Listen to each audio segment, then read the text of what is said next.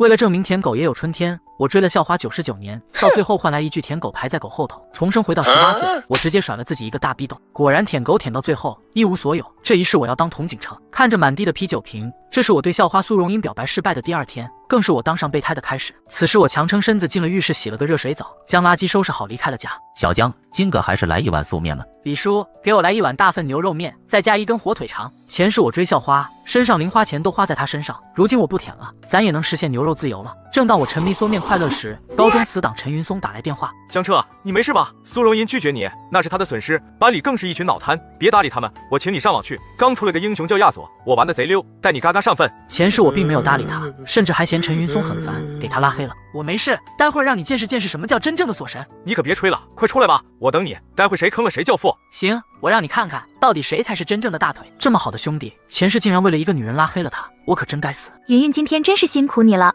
我外婆跟外公来家里，我妈没有时间，让我出来采购，等改天我请你吃饭。没事，也不是太累。对了，荣音，你看那边的人是不是江彻？还真是他。江彻，快过来帮我们提一下，你不会忍心看着你的女神苏荣音这么累吧？我不由得一怔，又很快释然一笑，看起来东西还真不少，你们加油！陈云松在网吧等我呢，我先过去了，拜拜。江彻，你……高云有些难以置信，讲道理江彻应该直接把东西都接过去，怎么就这么走了？云云，我们走，我以后都不想再搭理他了。此时网吧内，江彻凭借前世王者经验成功让死党陈云松教父，这可能就是男生之间的快乐吧。对了，江彻，你接下来打算怎么办？什么怎么办？好好学习，天天向上呗。我不是问你这个，我是说苏荣音，就让前尘往事随风去吧。舔了这么多年，被拒绝了，我也该清醒了。真的假的？当然是真的了，走吧，陪我去剪个头发。此时陈云松跟着我来到了一家理发店。江彻，你真要把头发理了？你这蘑菇头我记得是从小留到现在的吧？你再想想，千万别冲动啊！没冲动，又不是剃秃子，换个发型，换个心情。托尼老师别搭理他，开始吧。俗话说，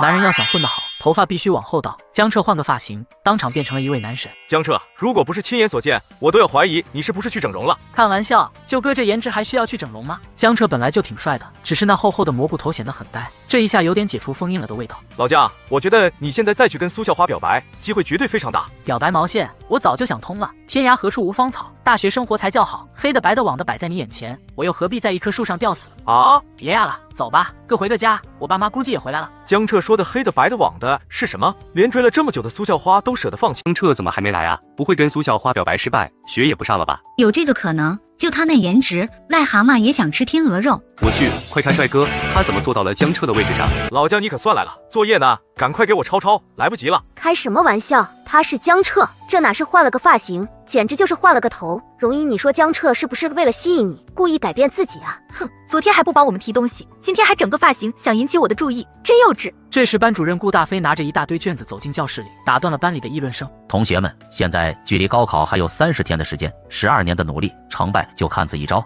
这是高考前倒数第3次摸底考试，希望大家都能够认真对待。此时我脑袋一阵刺痛，只要我仔细回想，前世的记忆就会变得无比清晰，思路也是无比活跃，换言之，也就是我的智商变高了。有了智商变高跟过目不忘，这1个月的时间，别说浙大，怕是清北都有希望。苏荣英前世你对我爱答不理，如今我让你高攀不起。江彻，你是有什么问题吗？没事。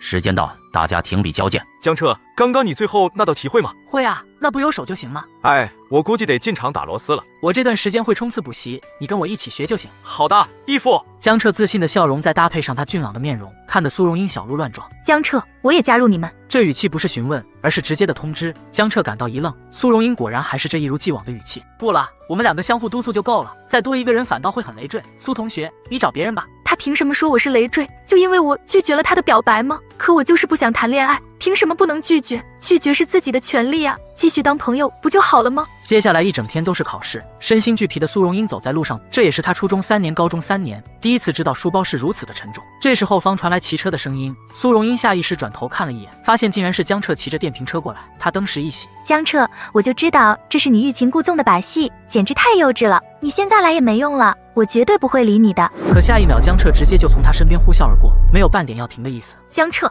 江彻，怎么了？书包太重，我没力气走了，你带我一程吧。跟你好闺蜜高云打个电话吧，我妈催我回家吃饭，先走了，再见。江彻，你之前可不会这样子对我说话的，就因为我拒绝了你的表白，那是我的权利啊，我们还做朋友不好吗？拒绝我是你的权利，我跟你当不当朋友也是我的权利啊，而且我有说我们不是朋友吗？是朋友，那你为什么这么对我？你以前可不是这样的。以前那样才不是朋友，那是舔狗。江彻没有解释太多，还有最后1个月的时间，高考结束就各奔东西，他们的人生就再也没有交集。你怎么哭成这样了？刚刚走的那个是江彻吗？是不是他欺负你了？苏荣英并没有回答，此时她感觉到江彻正慢慢脱离她的世界。妈，江彻不理我了。小彻怎么会不理你呢？你们俩从小长大一直形影不离的，这次是闹矛盾了吗？没有闹矛盾，就是他那天向我表白，我拒绝了，之后他就不理我了。苏母柳眉拧起，江彻也算是他看着长大的，他早就看出江彻喜欢自家女儿了，但这孩子也不太像是这种被拒绝之后就变成这样的人。当时是怎么回事？跟妈妈讲讲细节。前几天我们同学联谊会上，江彻不知道为什么要了1瓶啤酒，喝完了之后就突然说喜欢我，然后我被吓了一跳，失口大声就拒绝了。哎，所有人都看得出小彻喜欢你，就你自己不知道，你是故意的也好，不是故意的也罢，事后是不是有很多人嘲笑小彻？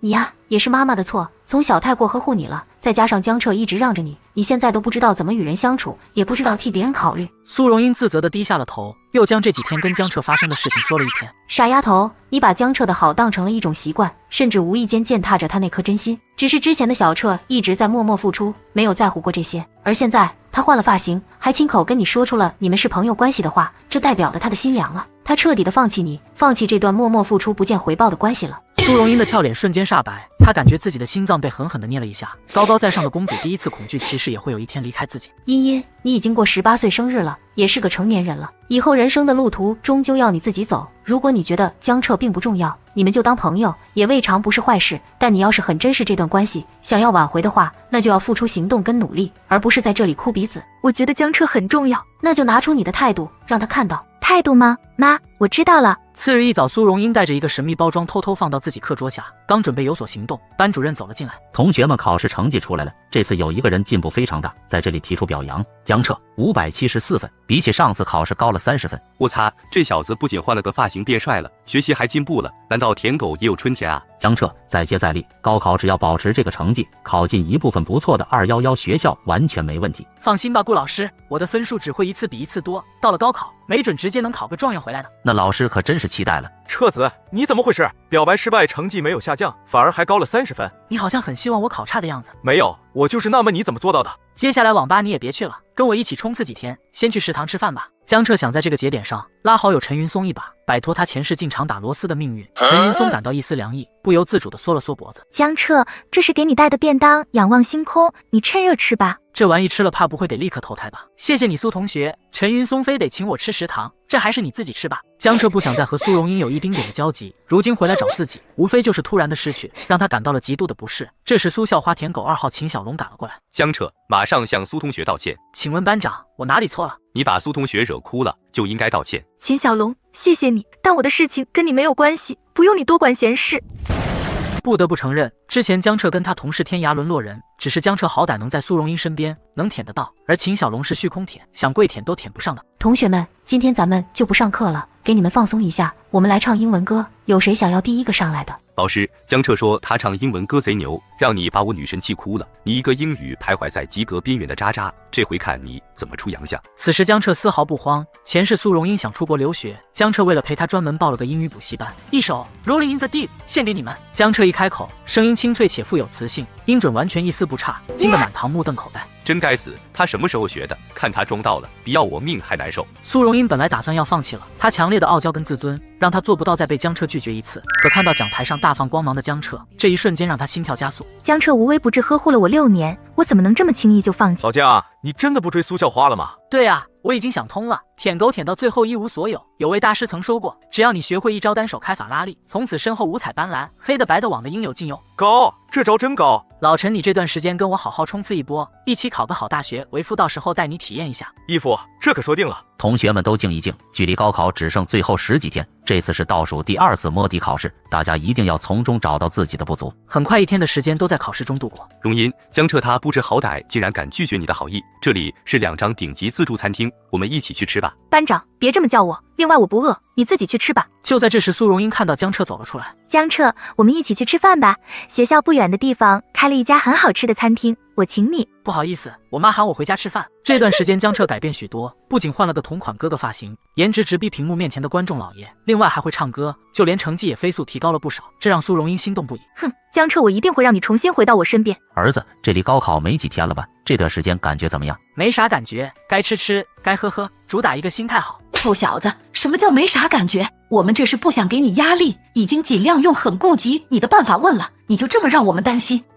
说好了不给孩子压力的。好了妈，消消气，我这不是想着等成绩出来之后给您一个惊喜吗？不给我惊吓就不错了。那要真是惊喜怎么说？你要是考上一本，我给你2000块钱零花钱；考上211给你5000，985给你1万，是不是还想问问考状元给多少？你要让我们老陈家祖坟冒青烟，我直接把你爸5万块钱私房钱全都拿给你。妈，我们立字为据。行，我就给你立这个字据，别到时候1毛钱也从我这儿拿不到，那真就丢死人了你。妈，你就等着掏钱吧。我们班大部分同学相比上次模拟退步了一些，但没关系，现在还有时间，足够大家找到自身的问题所在。还有几个同学成绩提升了不少，秦小龙总分630，比起上次考试提高了20分，进步非常大，保持现在的状态。哼，江彻你个考500分的渣渣，也配跟我抢速校花？荣音，待会下课要不要我跟你补习一下？不用了，另外别这样叫我，谢谢。江彻总分649，比起上次提高了整整75分，尤其是英语150分满分，是我们这次模拟全市唯一一个英语满分的同学。我靠，江彻你也太猛了吧！低调低调，常规操作，可别再说了，我怕把隔壁那位刺激到了。江彻你，陈云松456分，比起上次提升了57分，继续加油，好好跟江彻一起学习，争取稳住2本，冲刺1本。小彻，你教我的那些真的有用，我爱死你了！给我滚一边去，我取向正常。苏荣英突然意识到了一个问题，这次成绩出来，江彻有了这么大的提升之后，高考结束，他们极有可能再也不会有什么交集。江彻，我该怎么做，我们才能回到以前的样子？回不去了，今天的太阳还是昨天的太阳，但今天的人已经不是昨天的人。江彻，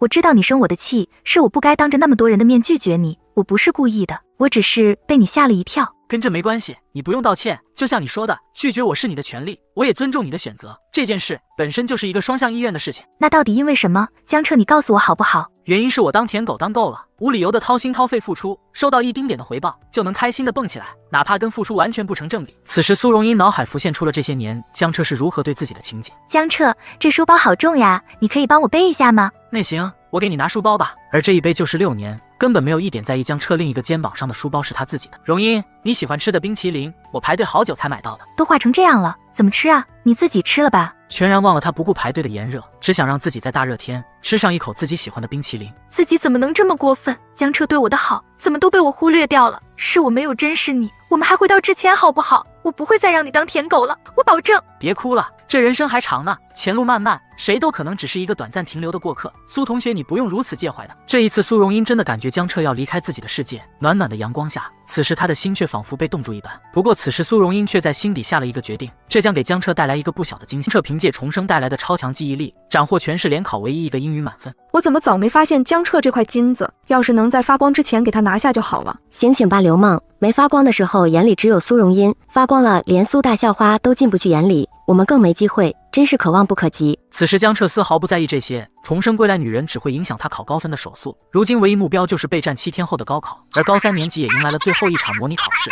江彻的成绩提升至660分，全校第7。彻子，你还是人吗？短短1个月时间，你分数就提高这么多，真是恐怖如斯。别大惊小怪的。对了，你小子怎么还只有450分？亏我这段时间一直辅导你。我这不是考历史的时候不小心睡着了吗？你放心，我绝对能够保证本科过线，保2争1。连考试都能不小心睡着，昨晚是不是奖励了自己？奖励自己？啥意思啊？不懂算了。如果陈云松知道这些话的意思，一定会立马狡辩起来，因为江彻猜对了。转眼就到了6月5号，高考正式拉开帷幕，门口所有家长都焦急地等待着。老江，你说这臭小子会不会因为太紧张发挥不好？你看那小子像是紧张的模样呢。同学，你怎么出来的这么快？因为腿长。同学，请问今年的高考题目比起往年是简单还是更难了呢？我第一次高考，这问题你得找个重考生问问。那请问同学，你考完了心情感觉如何？开心。现在除了宪法，感觉没有人能管住我了。你小子，你现在真是胆子越来越肥了，记者采访你都敢臭贫。妈，给我留点面子，咱们回家再说吧。前世高考江彻因为被苏校花拒绝变得浑浑噩噩，最终考了个一塌糊涂。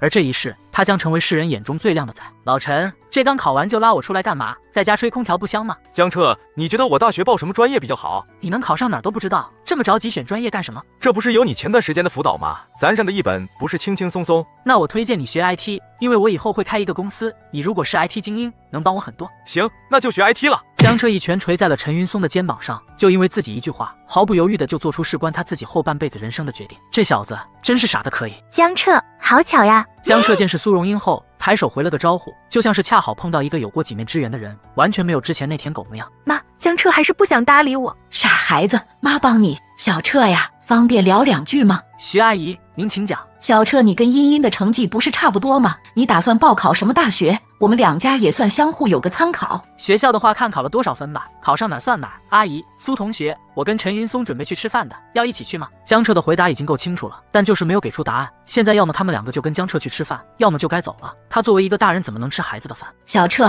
你们吃吧，阿姨跟荣茵已经吃过了，我们就先走了。回去之后，徐静杰继续给女儿当狗头军师。江彻这么说，有可能是对他自己的成绩不是太自信。只要你考得还不错，分数高过江彻，那么报考同一所学校就是一定能够做到的事情。至于江彻报哪个学校，到时候我跟他妈妈打电话问下。谢谢妈。傻孩子，之前江彻对你好的时候，你视若无物，如今这般对你，你却急了。加油吧，你跟小彻最后真的能够走到一起的话，倒也不失是一个不错的结果。妈，你说什么呢？我只是想挽回跟江彻之间的朋友关系，什么走到一起？是，妈想岔劈了。此时江彻家中正发生一件大事。顾老师，您说清北打算提前招江彻入学？对，不出意外的话，江彻应该是考得很不错，清北招生办都打到我这边抢人了。老公，快跟老家打个电话，问问家里祖坟炸了没，另外让村里给我挂上300个横幅，路过的狗都给我摆上一桌。妈，您可别忘了之前答应我的奖励哦。臭小子，放心吧，少不了你的。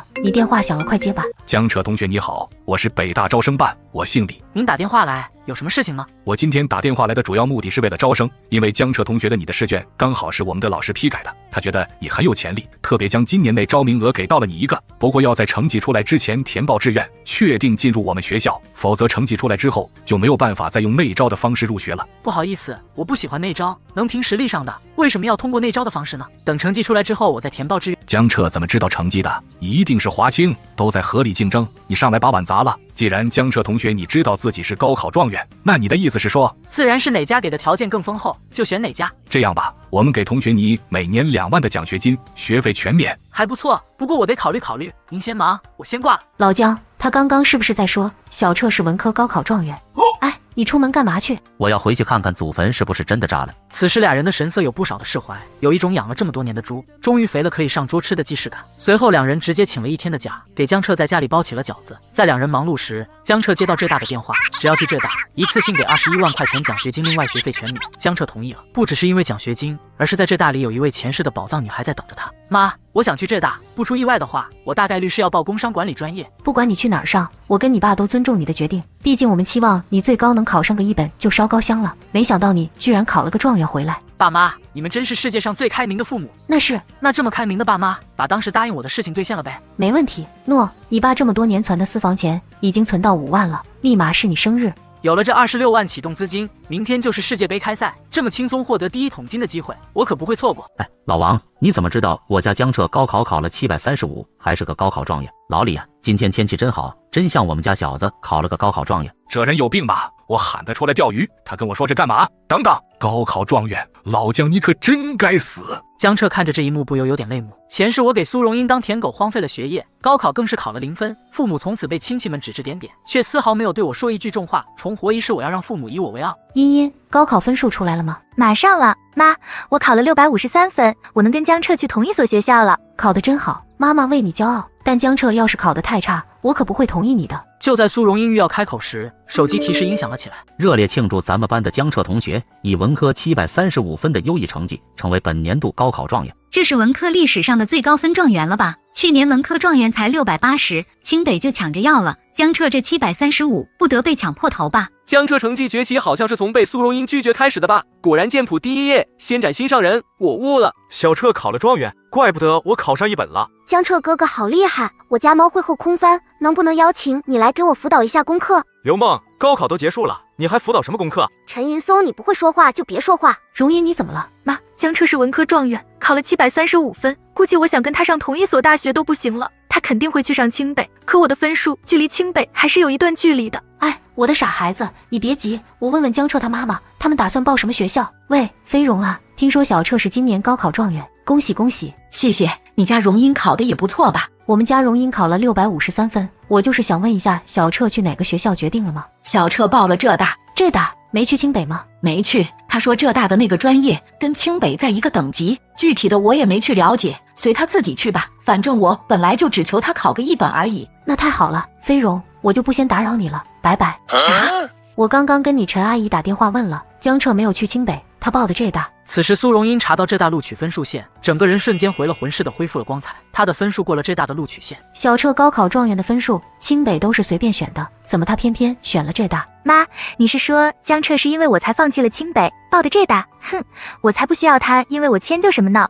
我本来就是打算报浙大来着。此时江彻并不知道苏荣英把自己报考浙大，误会成是为了他。不过就算他知道也会不以为然，因为今天是世界杯开赛，身为重生者的他耽误1秒都是对金钱的侮辱。老板帮我打一张26万的巴西对克罗地亚3-1。好的土豪，还好前世我看过这几届世界杯，不然就错过这么合法的捞钱机会了。接下来江彻根据前世记忆又买了几场，那完税后资金暴涨至10亿，这也为他接下来商业帝国打下牢靠基。同学们，今天是咱们最后一堂课了，晚上车来饭店，我请班里所有人吃饭，大家这顿饭可是沾了江彻的光了。还好当时他跟我打赌的时候，我只是答应了一顿饭，不然的话，我现在可能就要搬去天桥下面睡觉了。正好我们还想着毕业之后要不要最后聚个餐，毕竟之后再见的机会就不多了，这顿饭也正好当做一个告别了。江大状元，你觉得呢？可以啊，正好这顿饭是老顾请的，也算给我们这3年的青春画上一个完美的句号。班主任顾大飞没想到江彻会这么说，江彻这是在故意淡化这顿饭是自己因为他考了状元才请的这一点，是要让所有同学都最后再给自己留个好印象。不愧是人中龙凤呀！大家晚上能去的举举手，我们统计一下人数。就差苏荣英没举手了，苏同学你去不去？苏荣英傲娇的撅着小嘴对江彻哼了一下。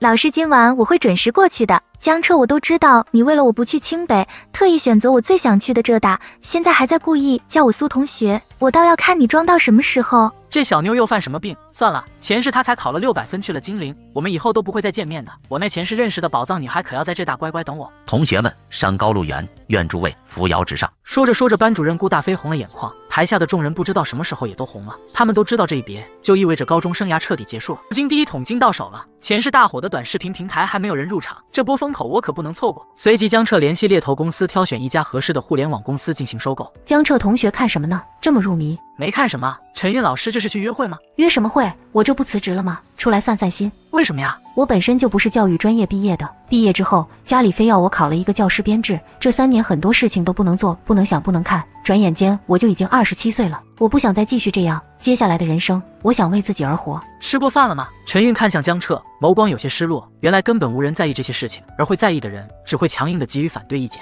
陈韵姐，这是天大的好事啊，建议找个地方庆祝你重获新生，我知道一家不错的餐厅，我请。看着眼前这个18岁的少年，他有了一种从来没有过的感觉，那就是青春的感觉。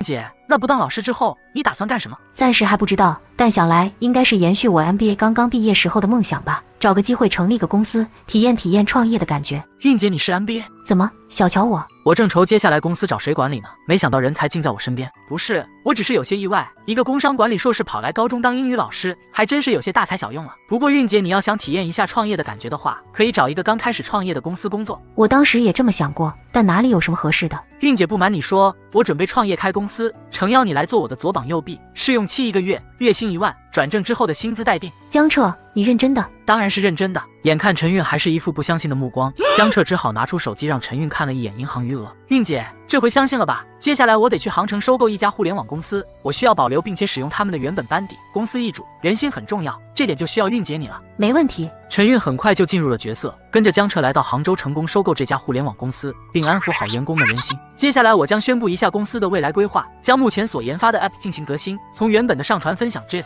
改为上传分享 Vlog， 并且根据大数据测算喜好进行相应的视频推送，打造一个 Vlog 社交媒体平台。江先生，这个规划简直是跨时代性的，但是如果是换成 Vlog 的话，对服务器的要求就会增加，可我们服务器的租赁快到期，公司场地也再过3个月就要到期。这都不是问题，服务器我联系浙大那边租赁他们的服务器，争取在现有的服务器到期之前就完成对口接入。另外场地我在钱江新城安排了位置，3个月的时间足够装修好了。好的，江总。韵姐，那接下来公司就交给你了。全都交给我，你就这么放心吗？我相信你，明天我就要去浙大报道了，等军训过后我会过来公司看看，这段时间就辛苦韵姐你了。江彻是真放心交给陈韵，相比于以后可能要交给他的，这根本就不算什么，这是对陈韵的能力考验，也是对他能力的培养。这么优秀的男孩，也不知道将来会便宜谁家姑娘。此时江浙大学门口，招生办的马群正着急等待着。江彻同学，你可算来了呀！我是暑假给你打过电话的招生办的马群。马主任您好。走吧，我带你去办手续。通知书带了吗？带了。好帅的学弟，我刚刚怎么就忘记要个联系方式了？学姐，你刚才不是说不喜欢学弟的吗？傻学弟，不是对你没感觉，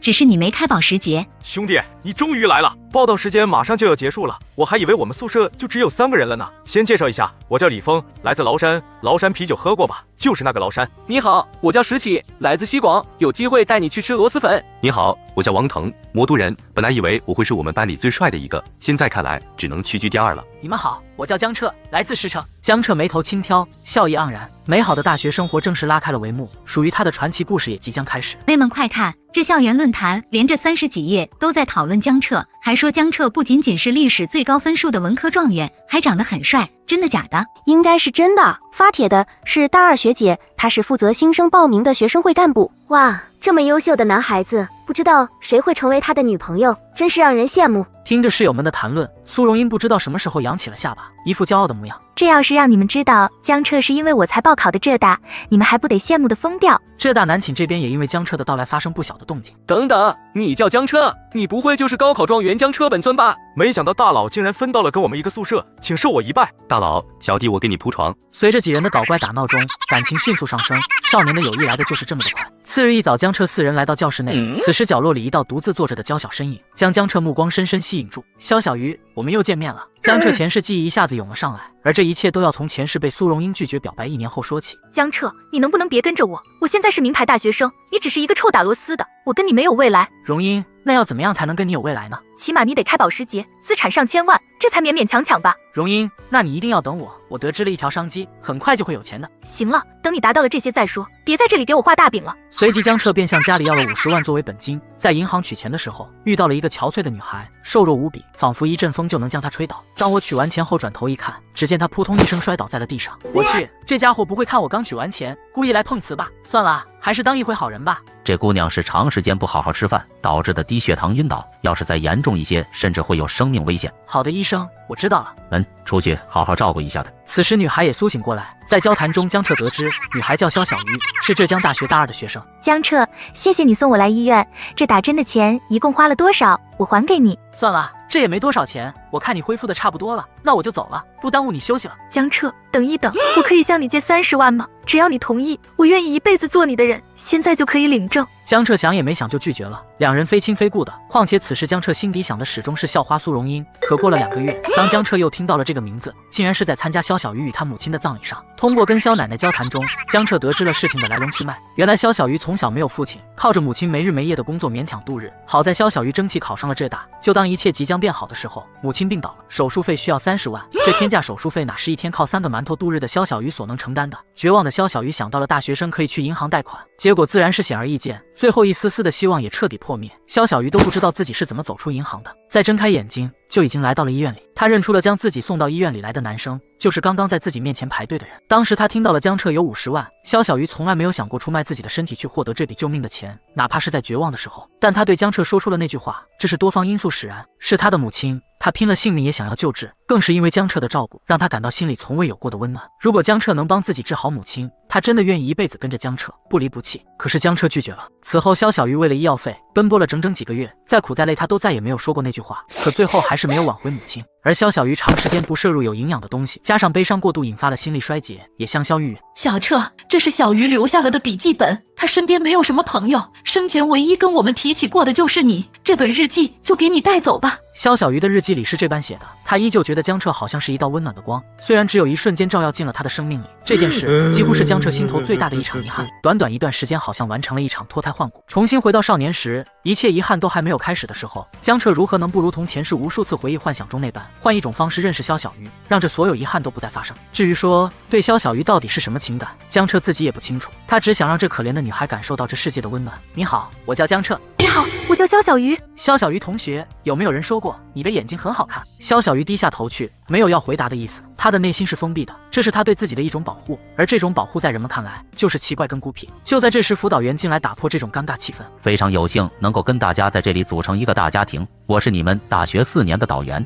我叫王顺，你们可以叫我王老师，也可以叫我名字。接下来我会进行点名，点到名字的同学呢，要上台来做一段简短的自我介绍。江彻，看帖子说江彻帅的离谱，难道是他？不知道他对性别这块卡的死不死？肖小鱼也侧目看了一眼江彻的背影，高考状元的身份，肖小鱼怎么可能不知道？他眼里流露出了一抹艳羡，但很快又变成了惴惴不安。他不想上台去介绍自己，一点也不想。大家好，我叫江彻，我的兴趣爱好是唱跳打篮球，有机会可以跟大家切磋一下。随后江彻又在黑板上写下了3个字：肖小鱼。这是谁？这位是刚刚坐我旁边的那位女同学，学习是她的爱好。江彻对着导员道了一声谢，拿起笔在册子上肖小鱼的名字后面画了一个对勾。而少年的举动在极度自卑内向的肖小鱼心中荡起了一点波澜。这个人还怪好呢。老板，你们这边需要兼职吗？我很勤快的。谢谢，我们店已经满人了，你去别家问问吧。肖小鱼有些茫然，他想勤工俭学为母亲减轻一下负担，可找了一上午都没有店铺肯要他。明天去另一个方向再找找看。肖小鱼加油！肖小鱼同学，好巧呀。江彻同学，请问有什么事情吗？没事，我准备回学校去，要捎你一起吗？不用了，我自己走就可以了。谢谢你，江同学。不过现在已经5点多了，你这速度走回去食堂就没饭了。肖小鱼同学，你想饿一晚上肚子吗？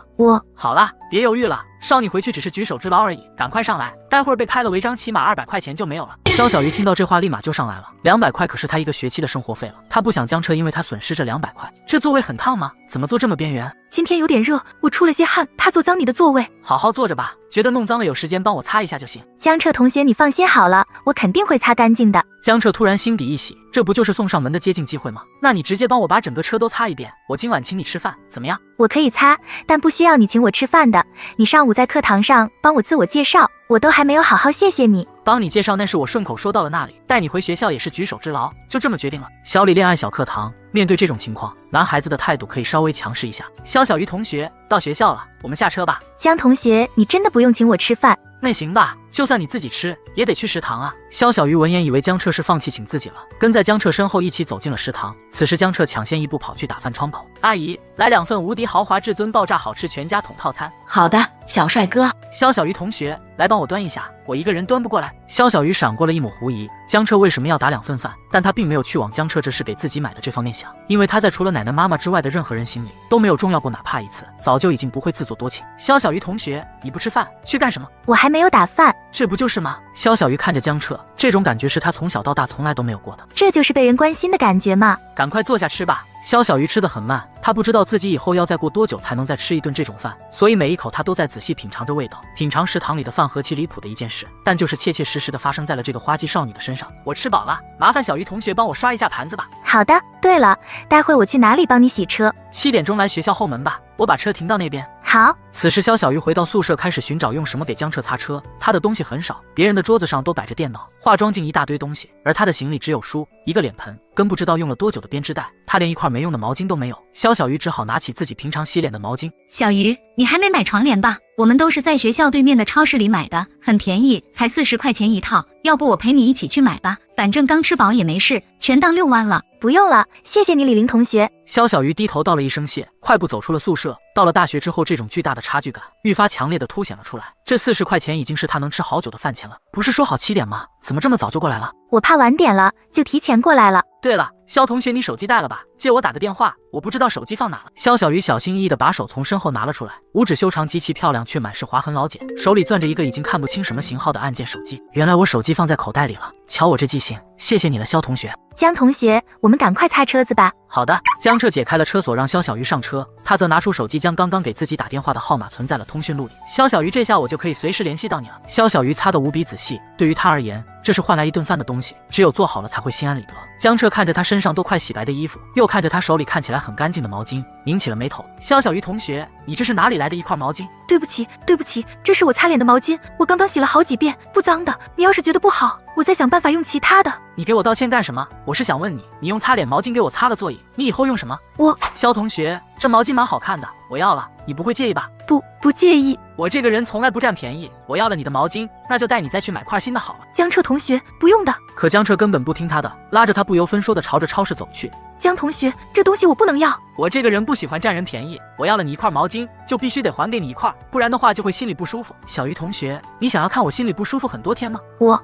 另外床帐我看着挺好看就买了，可买完才发现我们男生宿舍都不弄这个东西，所以小鱼同学你帮我用了吧，但不是让你白用的。我看你擦车擦得很干净，这个床帘换你帮我擦10次，我在外面洗车10次要350，这床帘才70块钱，我便宜占大了。就这样，肖小鱼被塞过来东西。此时少女极度自闭的内心，在短短1天时间就被江彻泛起数次波澜。臭江彻，都开学几天了还不过来找我？要不是我知道你放着清北不去特意来的这大，不然就冲你高中那1个月突然不理我，我早就把你拉黑了。殊不知此时江彻正在食堂等待他那宝藏女孩的到来。今天开始军训了，按照肖小鱼1天3餐只靠馒头充饥的伙食，肯定扛不住军训的强度。我得再想个借口请他吃点有营养的饭菜，不然他那极度封闭的性格肯定不会接受的。小鱼同学，江彻同学，有事吗？我室友王腾他跟我吹牛，说他能吃1顿饭，结果吃了1碗饭就说饱了，现在还剩2份，我胃口小只能吃得下1份，你能帮忙吃一下吗？要不然只能扔掉了，这多浪费啊！阿七，谁在背后说我坏话？也不知道老姜什么时候带饭回来，我都快饿晕过去了。此时江彻正看着肖小鱼被自己忽悠的吃下这豪华午餐，嘴角露出欣慰的笑容，心里早就将舍友的嘱托抛之脑后了。小鱼同学，你慢慢吃，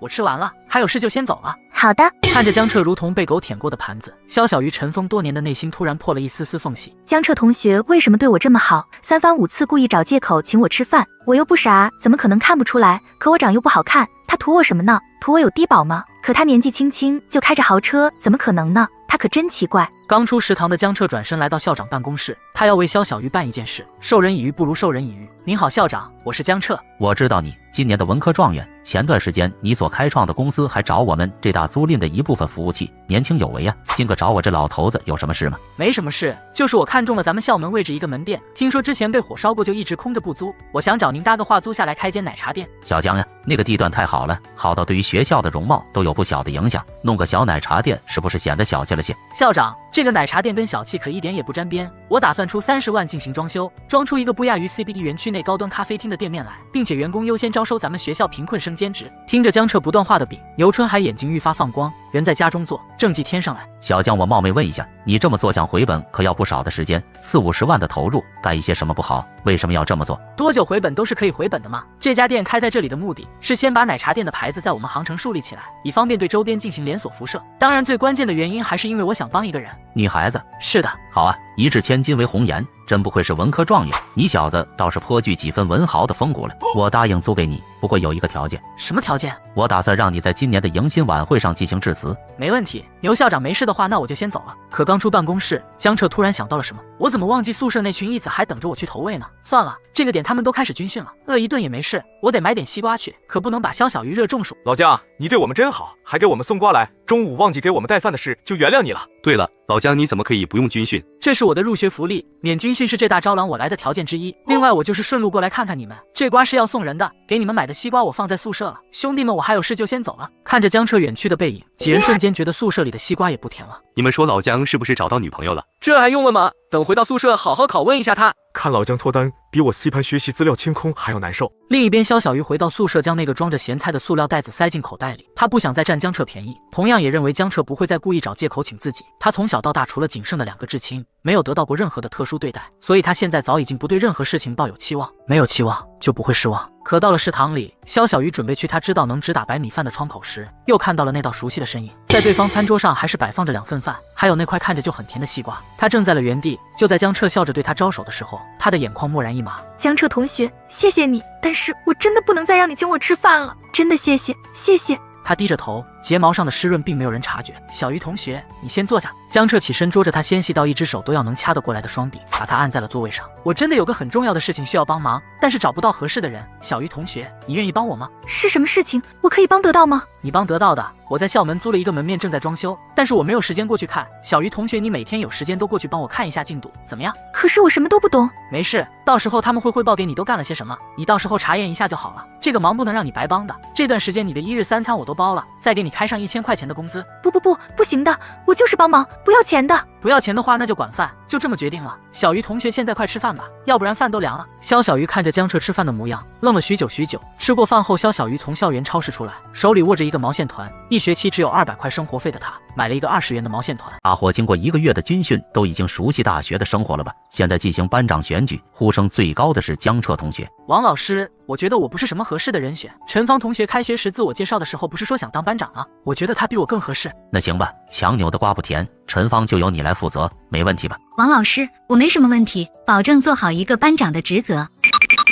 江彻同学，谢谢你把机会交给我。只说谢谢没用。江彻话还没说完，就被陈芳一巴掌打断，眼神里充满了审视。陈芳同学，能不能收起你那龌龊的想法？我要说的是，只说谢谢没用。当上班长之后，好好帮助需要帮助的同学就好了。放心，我一定会的。不过你刚才的表情模样实在有点猥琐，我很难不怀疑你对我有歪心思。毕竟我长得也还算蛮有魅力的。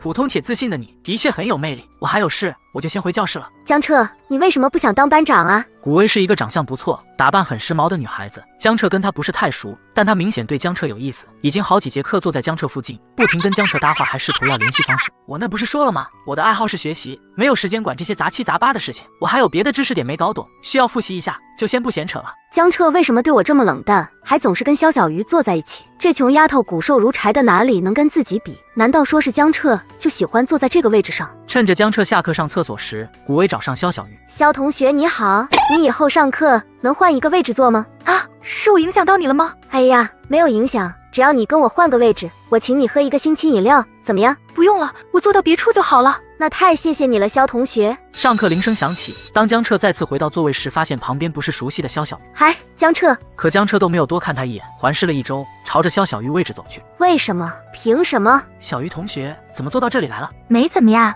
你课间去厕所了没？没。答案显而易见，江彻起身径直朝古薇走去。古薇刚要开心，就听到江彻开口：“谢谢你喜欢我，不过你并不是我的菜，对此我感到十分抱歉，也希望你能够及时止损。当然，最重要的是千万不要伤害我身边的人，哪怕一丁点，否则的话，我翻起脸来可是很吓人的。”我明白了。下午没课，肖小鱼也没有回宿舍，而是去上了选修。对于他来说，学习是唯一的出路，所以他再苦再累也孜孜不倦。下课后，肖小鱼撑着疲惫的身体，朝着校门口江彻交给他监督的奶茶店走去。此时奶茶店还没有装修完，但也已经初见雏形，上方简洁唯美的“鱼见”2个字的牌子已经挂了起来。来来往往间，无数学生为之侧目。照例肖小鱼来查看进度，而跟往常不同的是，江彻那辆熟悉的汽车在门口停放着。这丫头还是太瘦了，食堂的饭菜营养还是不行。有了，小鱼同学今天就不需要监督了，我已经看过了，现在跟我去买点东西吧。不等肖小鱼反应，江彻就开车带肖小鱼去往一家超市，买了3斤海参，又买了1只乌鸡，然后是燕窝、枸杞等等，花了整整2000块钱。小鱼同学，你应该会做饭吧？我会一些的。那这段时间你来给我做饭吧，老吃食堂吃腻了，换换口味，正好我们一起吃，也算我请你吃饭。肖小鱼下意识准备答应的，但他突然想到江彻刚刚买的那一堆食材所花的钱。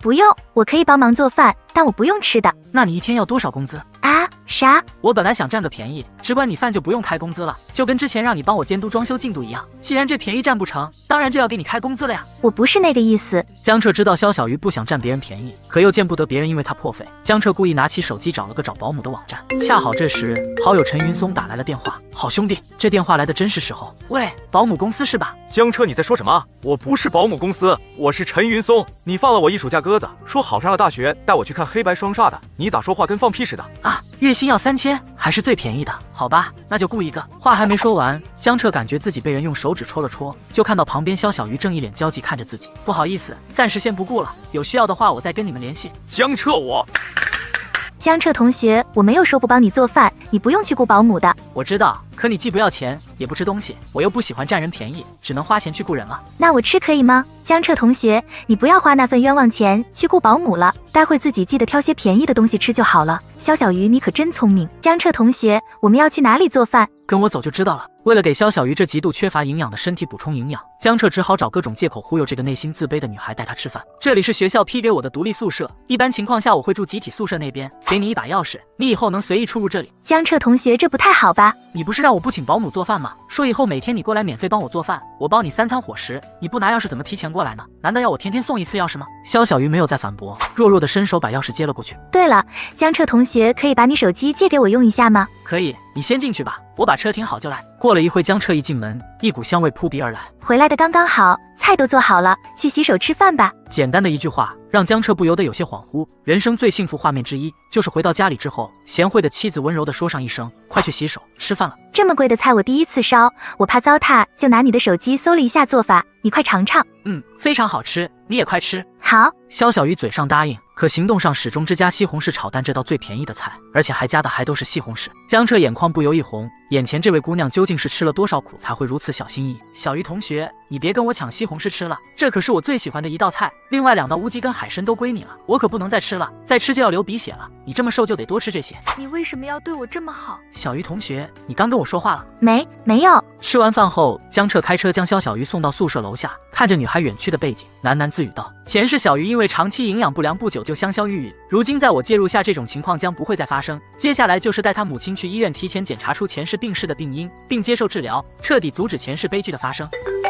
小江呀，今晚就是迎新晚会了，演讲稿你准备好了吗？牛校长早就准备好了，我办事你放心，我马上就来会场。接下来，让我们邀请2014届新生代表江彻上台致辞。荣英，快看台上，那就是江彻，他真的好帅啊，好羡慕他未来的女朋友呀。也就一般般吧。这要是让你们知道，江彻为了我放弃清北来到浙大，还不得把你们羡慕晕过去？臭江彻，我倒要看看你能坚持多久不来找我，到时候我可没有高中时那么好哄的。殊不知江彻压根就不知道他也在浙大。这时台上响起江彻演讲的声音：同学们，所有人的人生都将会面对许多不愿意面对又无法逃避的事情，逃避不了，还要一心想着用逃避的办法去解决，带来的只会是更差的结果。所以我们不妨鼓起勇气，勇敢去面对，一切的结果必定将会截然不同。毕竟这短短的一生，我们都会失去，不妨大胆一些，爱一个人，攀一座山，追一个梦，不要等岁月荏苒回首已过半生，却发现人生满满的全都是遗憾。没错，不妨大胆一些，爱一个人，攀一座山。古维同学，我喜欢你。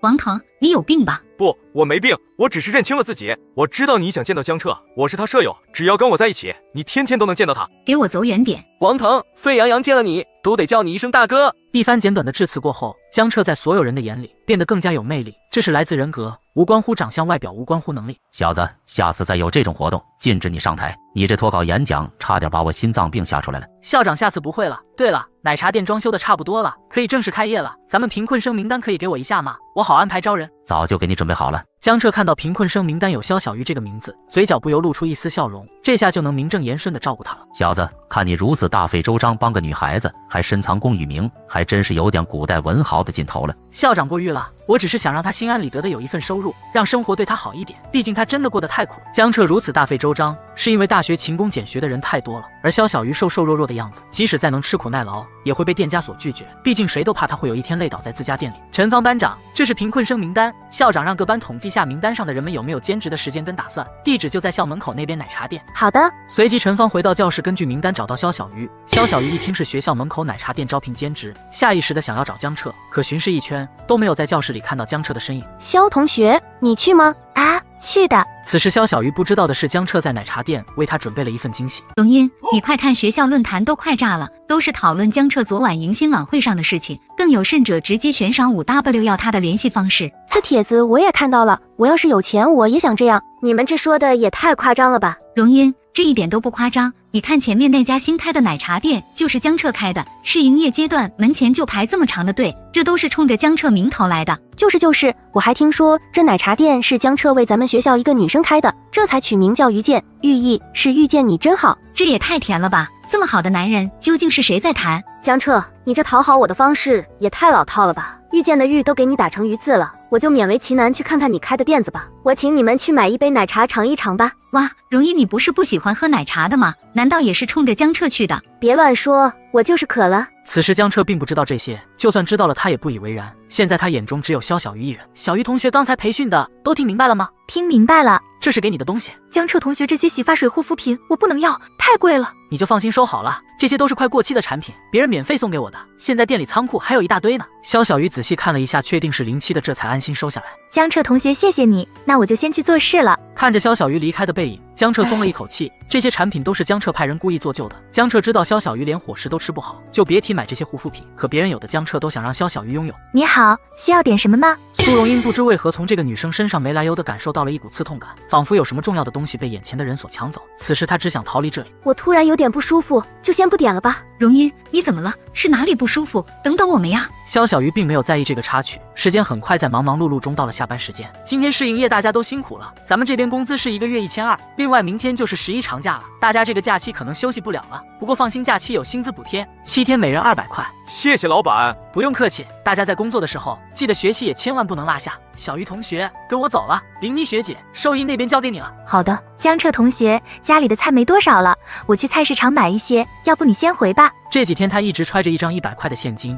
就是想请江澈一次。没事，去一趟商场吧，正好我顺带买点其他东西。啊，如果去外面商场的话，这100块会不会不够呀？我该怎么办？来到百货商场的超市之后，江澈直接开始了大肆采购，鸡鱼虾肉装个不停，什么有营养装什么。跟在江澈身后的肖小鱼好多次欲言又止。小鱼同学，怎么了？江澈同学，买这么多东西的话，我带的钱不够的。原来刚刚肖小鱼说他去买菜，原来是这个意思。谁说让你掏钱了？我这段时间吃了你好多东西，又没有帮你做什么事，就得到你送的一大堆护肤品。你不也说过不喜欢占人便宜吗？肖小鱼抬起头看向了江澈，那双美眸当中写满了倔强。这是他唯一一次跟江澈对视，目光没有闪躲。江澈咧开了一个大大的笑容，对着肖小鱼张开了一只手。你不是带着钱要买菜吗？把钱给我。哦，好，这些够吗？够了，你吃的那些才多少钱？还带找零的，找你50。肖小鱼看着手里的50块，在原地默然了好久好久，谁都不知道他心里在思考什么。回到竹林小屋，肖小鱼直接跑进厨房开始做饭。江澈同学，怎么一直看着我呀？难道我脸上有什么脏东西吗？没有，挺好看的。看着肖小鱼一步步从丑小鸭朝着天鹅蜕变，怎么有一种莫名的成就感？这就是养成系的快乐吗？小鱼呀，这个月老板给我们发了100块钱节日奖金，我给你奶奶买了药，剩下的工资都找人给你汇过去吧。另外，这11你回来吗？妈，我就不回去了，钱你自己留着。我在学校门口兼职，一天可以挣到40块，国庆不放假也能领到200块奖金，我钱够花的。对不起啊，丫头，都上大学了，还让你整天都要勤工俭学。妈，我没事的，你不要这么说，你才更辛苦。听妈的，妈给你打过一些钱去。小鱼，你吃好点，有些不该省的东西就不要省，营养的跟上。真的不用，我还兼职给人打扫卫生跟做饭，1日3餐都管的。周莲听到女儿除了工作还在兼职给人做饭打扫卫生，死死地捂着嘴巴不让自己发出半点声音，努力让自己的声音听起来平静。知道了，长途电话费这么贵，妈不跟你说了。丫头，你一定要好好照顾自己。放心吧，妈。肖小鱼肩膀不停地颤动，面对生活的苦难，她始终很坚强。但归根结底，她也仅仅只是个刚刚成年不久的女孩子而已。而这一切都被江澈所听到。他知道肖小鱼很想回家见见母亲，可来回100多的车费让她望而却步。毕竟她一个学期生活费才200元。很快，江澈回到宿舍收拾好行李，他想给她一个惊喜。肖小鱼同学，请上车，跟我出差考察一下市场，节假日奖金照发。另外，我跟林妮学姐打好招呼了，让她这2天替代你收银。哦，好的。肖小鱼有点晕车，没几分钟就睡了过去。当他睁开眼，整个人都愣住了。江澈同学，怎么开到我家附近了？奶茶店要在全国进行业务扩展，我刚好觉得江南区域一些老城区不错。巧合的是，我看资料你是这里的，就让你过来给我当个导游。结果你却睡着了。对不起，都怪我睡着了。没事，现在天色也不早了，你一个女孩子在外面也不方便，我先送你回家吧，我自个去隔壁去转一转。好的。在肖小鱼指路下，江澈很快到达目的地。回去吧，记得电话保持畅通，走的时候我联系你。江澈同学，那你路上慢点开。丫头，你怎么回来了？不是说不回来的吗？我老板来进行市场调研，知道我是这里人，想让我当向导来着，结果我给睡过头了。你呀，还是这么迷糊。不过这段时间你胖了不少，好啊，真好。可随着肖小鱼把这段时间学校所发生的事情都一五一十告诉母亲，周莲的笑容有些凝固。她深知这世上没有无缘无故的爱。小鱼呀，你跟这个老板是怎么认识的？他是我的同班同学啊。那你是怎么给他做饭打扫卫生？你们宿舍能做饭的吗？他很厉害的，是今年的高考状元，学校给他安排的一个独立宿舍。周莲原本以为这人是不是喜欢女儿，但听到对方何其优秀之后，他就把这个念头摒弃了一干二净。而肖小鱼内心的想法跟他何其相似，他不敢相信自己会拥有江澈刻意对自己的好，所以他真的把江澈那些解释都当了真，认为一切都只是巧合而已。今天刚刚好是10月5日，猎户座流星雨出现数量最多的一天。前世小鱼曾因为错过这场流星雨而失落了好久，这次我得带他弥补回来。江澈同学是要走了吗？今天不回去，这么晚了我都没联系你，你就不会问我吗？我要是一晚上不跟你发消息怎么办？你要等我一晚上？我怕打扰到你，我可以等，没关系的。你不会打扰我，有什么事情随时都可以给我打电话。现在你困了吗？不困的话，我想转转透透气，出来陪我一起吧。肖小鱼有些犹豫，他不是害怕江澈会对他做什么，在他心里自己并不值得江澈喜欢，他只是很怕黑而已。好，我去哪里找你？在家里等着就行，我给你发消息再出来。肖小鱼强忍着对黑暗的恐惧，起身出了家门。而这时一道光芒亮起，是江澈在不远处打开了手电筒，光芒微弱，但一瞬间就将他周遭的黑暗全部驱散了个一干二净。走吧。这一刻怕黑的少女等到了在黑暗中的骑士，从此不再害怕黑。江澈同学，我们这是去哪里？带你去看一个100年难得一见的流星雨。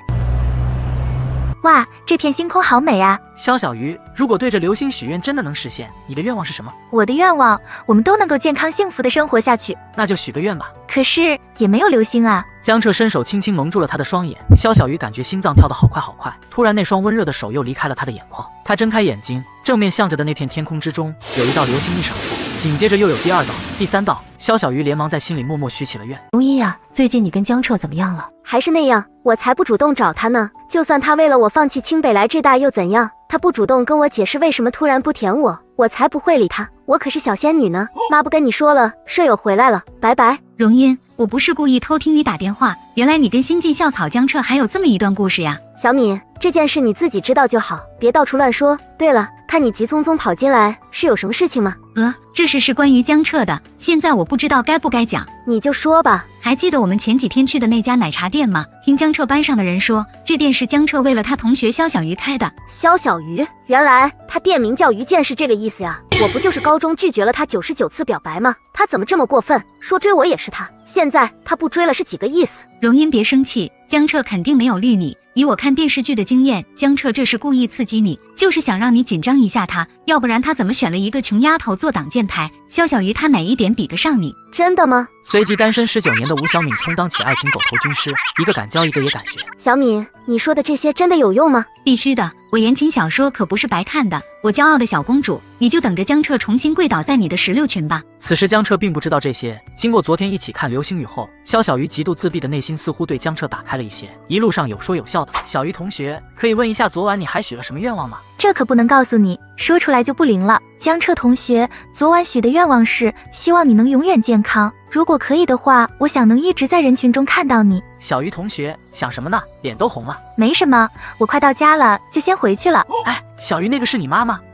这才6点多，怎么这么早就出去了？阿姨是干什么工作的？我也不清楚，母亲说她最近找了一份新工作，一天能挣150块。我问她是干什么，她一直不肯说。我真的害怕她会豁着自己的身体去工作。别哭了，跟我上车。江彻同学，谢谢你。随后江彻一路跟着周莲所在的那辆公交车到了地方，是一个采石场。妈，周莲顿时慌了，她不想让肖小鱼知道自己在做这么苦累的工作。老哥，来跟。哎，这大姐是真的拼。当时我跟她说了这里不招女工，可她执意要试试，都快跪下求我了，我没办法就答应了。但这么干的话，怕是用不了多久身体就得垮了。看你开着豪车能跟他们一起找来这里，关系应该也不一般，能帮就帮帮吧。我会的，谢谢大哥。随后江彻从后备箱掏出一条华子递给工头，老哥，这段时间多谢你照顾，待会结算工钱的时候，帮我以加班费名义多加1000上去，这钱我掏。小兄弟，你这是为啥？这家人都犟得很，我只能从一些边边角角地方帮一下。这忙老哥给你帮了。您好，这段时间谢谢你对小鱼的照顾。我跟小鱼是同学，阿姨您不用这么客气，我们先回去吧，路上有什么话再慢慢说。周莲不知道一个这么优秀的人为什么要对肖小鱼这么好，他昨晚就已经怀疑了江彻对女儿的好多半不是巧合，而现在他已经完全可以确定。此时江彻并没有直接载他们回家，而是来离肖小鱼家不远处的那家正在装修的鱼见奶茶店的门口。阿姨，这家店是我刚开到这里的，您没有工作了，正好我这里缺一个采购，1个月5000，就是不管吃住。采购我没有做过，做不来的。很简单的，只需要保证买回来是符合标准的原材料就行了。在这边我能相信的人就只有您了，这要是交给别人，我怕会有以次充好中饱私囊的可能。那我试试看吧，要是我干得不好的话，我会主动辞职的。随后江彻开车将肖小鱼母女俩送回家门口。小鱼你先进去。哦，好的。江彻同学，现在小鱼不在这儿，我知道这么问有些冒昧，但你为什么对小鱼这么好？周莲知道这么问可能会让江彻对肖小鱼的这份好消失，也会让他刚刚得到的工作丢掉，还有女儿的兼职，可他怕小鱼刚从泥沼中拉出，又被狠狠推进无尽的深渊里，因为喜欢。可是小鱼没有什么出众的地方，我为什么会喜欢她？阿姨，您应该对您的女儿有信心才是啊。是啊，该对自己女儿有信心才是。因为江彻的优秀耀眼，周莲才会先入为主的觉得不可能是因为喜欢，直接排除了正确答案。可正是因为喜欢，江彻才会用最大可能维护女儿自尊心的方式在对女儿好，甚至包括在自己家附近开了一家奶茶店。江彻同学，刚才对不起了。没事的，阿姨，叫我小彻就行。好，小彻。小敏，你确定这样真的可以让江彻重新追我吗？放心好了，只要你让江彻产生危机感，他肯定不会再对你欲擒故纵了，重新拜倒在你的16群下。那我接下来该怎么做？荣英，我都已经想好了，今天楼下有你的追求者在等你，只要你等到江彻路过的时候，趁机下去让他见识到你的魅力，他必然会方寸大乱，害怕失去你，上前搅局，重新拜倒在你的石榴裙下。哼，就算他重新追我，我也不会轻易原谅他的。之前莫名其妙冷淡我1个多月，现在还敢背着我跟别的女生走得那么近，就算是拿他当挡箭牌也不行。荣英，我这就帮你去问问江彻班上他今天什么时候归校，到时候你等我通知。新进校草追傲娇校花，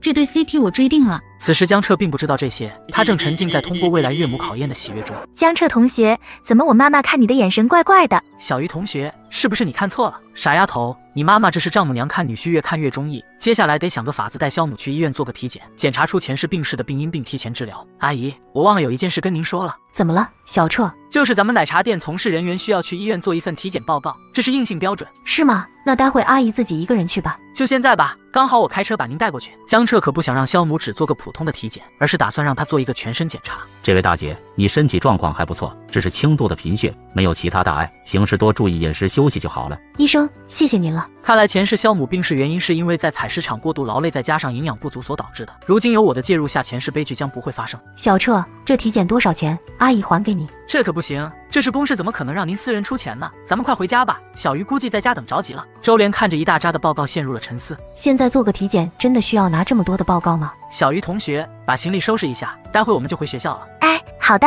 小彻，你们路上慢点，有空你就常过来玩，阿姨给你做好吃的。阿姨，我会的。荣英，快点！根据江彻班上传来的消息，他已经到了学校后门，往宿舍楼这边过来了。待会一切按我们计划来。好的，我知道了。小鱼同学，你们宿舍楼下怎么围着那么多人？今天是有什么活动吗？这个我也不知道。那我们过去瞅一眼吧。荣音，你是被我的真心感动了才下楼的吗？虽然我等了520分钟，可我一点都不累，只要能看到你一眼我就知足了。是吗，小李？今天你这花看起来还不错。你要是喜欢的话，我天天都可以给你送。这会不会太辛苦你了？一点都不会。我今天可以约你去看电影吗？江彻看到了没？你不追，有的是人追我。你要是现在上来跟我道个歉，我也不是不能原谅你。荣音表现得不错，江彻已经注意到你，朝你这边看过来了。我去，这人不是苏荣音吗？前世他不是在精灵吗？怎么来这大了？看这架势是有人向他告白吧？管他呢，这一世我可不当舔狗，守护好小鱼就够了。小鱼同学，我就送你到这吧，记得待会来竹林小院做饭。好的，我待会就过去。小敏，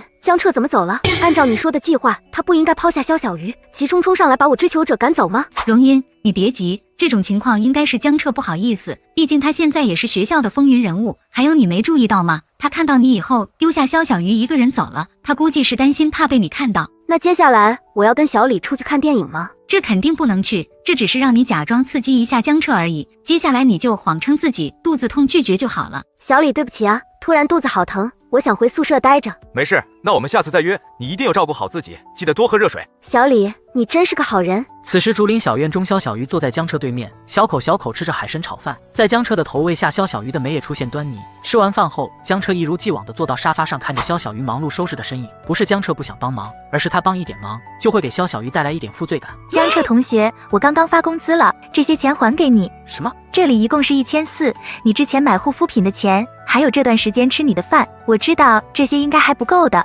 不过我现在只有这么多，等下个月工资发下来，我再继续还给你。肖小鱼目光坚定看向江彻，他极度自卑的内心真的不敢相信这些好事江彻刻意对他的，他害怕见到光以后不敢回到黑暗中了。小鱼同学，那你觉得该还给我多少才算够？我也不知道，但这些肯定是不够的。是不够，你下个月的工资再加起来也不够。肖小鱼小脸一白，慌乱的抬眸看向了江彻。小鱼同学，因为你该还给我的根本就不是钱呀。我该还给江彻的不是钱，这是什么意思？那自己应该还什么？肖小鱼不知道的是，正确答案在一开始的时候就被他给排除掉了。小鱼同学，距离期末考试还有20多天，我可以借你笔记本看看吗？江彻同学，我这边有可以借给你。还没等肖小鱼开口，一旁的古威急忙抢答道：“之前上次被江彻警告过，古威就一直没机会跟江彻搭上话。古威同学，谢谢你，我觉得我有肖小鱼的笔记本就够了。”那行吧，江彻，我古威好不容易遇上一个自己喜欢的人，可不会就这么轻易放弃掉。女神，我懂的，一切都交给我。老江，今天想吃什么？我请你。无事献殷勤，你小子肯定没有安什么好心，说吧。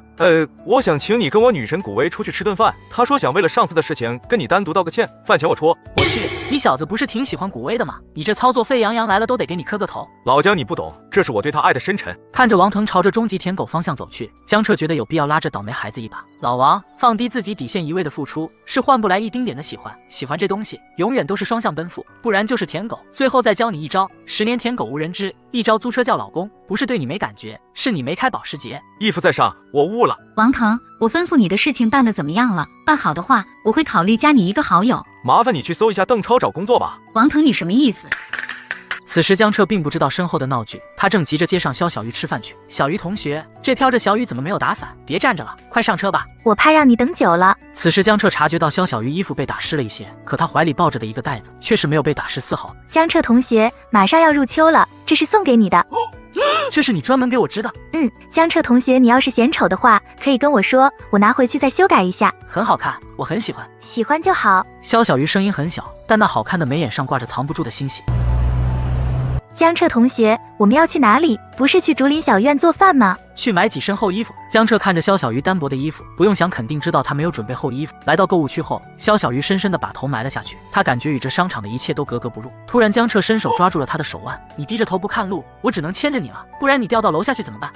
你好，这件羽绒服拿2套，一个大码一个小码。江彻同学，这衣服我不能要的。小鱼同学，要是你拒绝的话，这里这么多人看着会让我很没面子的。随后江彻又挑了一些入秋的衣服，提着大包小包走出商场。小鱼同学哭什么？这么多衣服好贵好贵的，你上次说我该还给你的不是钱，我不知道该还什么，也不知道能不能还得起。你还得起，等你什么时候找到答案再开始还也来得及。待会我们就不回去吃了，随便在外面吃点回学校上课吧。好的。下午江彻跟肖小鱼到了教室就被班长陈芳缠住了。江彻，你可以在论坛上帮我发个帖子吗？为啥？我要竞选学生会干部，需要投票。你现在论坛人气可高了，想让你帮我拉拉票。你放心，只要你帮我，别管成不成，我都答应你一个条件。说完他跟江彻眨了眨眼睛，赶紧滚蛋，鸡皮疙瘩都给你吓出来了。滚就滚，小鱼，少跟他玩，当心哪天吃了你都不带吐骨头的。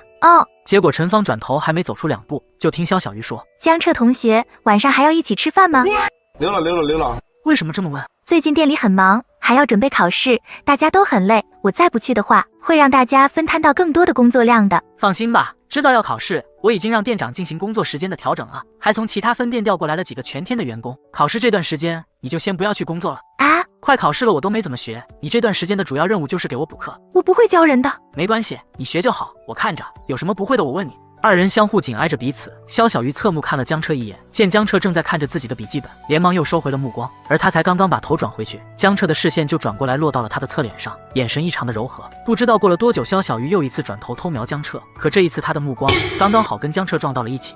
我先去竹林小院做饭了。嘿嘿，傻丫头，你想看就说嘛，我这堪比观众老爷的面孔可以让你看一辈子。此时江彻听着窗外的雨声，故意吃得很慢，如果这雨下一夜的话，宿舍肯定冷得要命。小鱼同学，你在宿舍里睡觉会冷吗？不冷的，我带了厚被子，还可以把羽绒服盖在上面。江彻明白这就是冷，随即看了一下时间，已经11点了。在送肖小鱼回寝室的路上，江彻开得比蜗牛还慢，10分钟路程硬生生磨蹭了半个小时。此时肖小鱼看着紧闭的宿舍门，满脸茫然。去竹林小院住吧，那里被子什么的都齐全着，上次你洗过之后，到现在都没有住过人。可是都怪我开得慢，要不我给你在外面开个房间休息。不用的，那就去竹林小院吧，只能这样了。此时屋里空调也没关，每个房间都暖意洋洋的，说不是江彻有预谋的谁又会信？但肖小鱼并没有一点点朝着这一面去想，因为他并不觉得江彻有这么做的必要。你就睡在这个房间吧。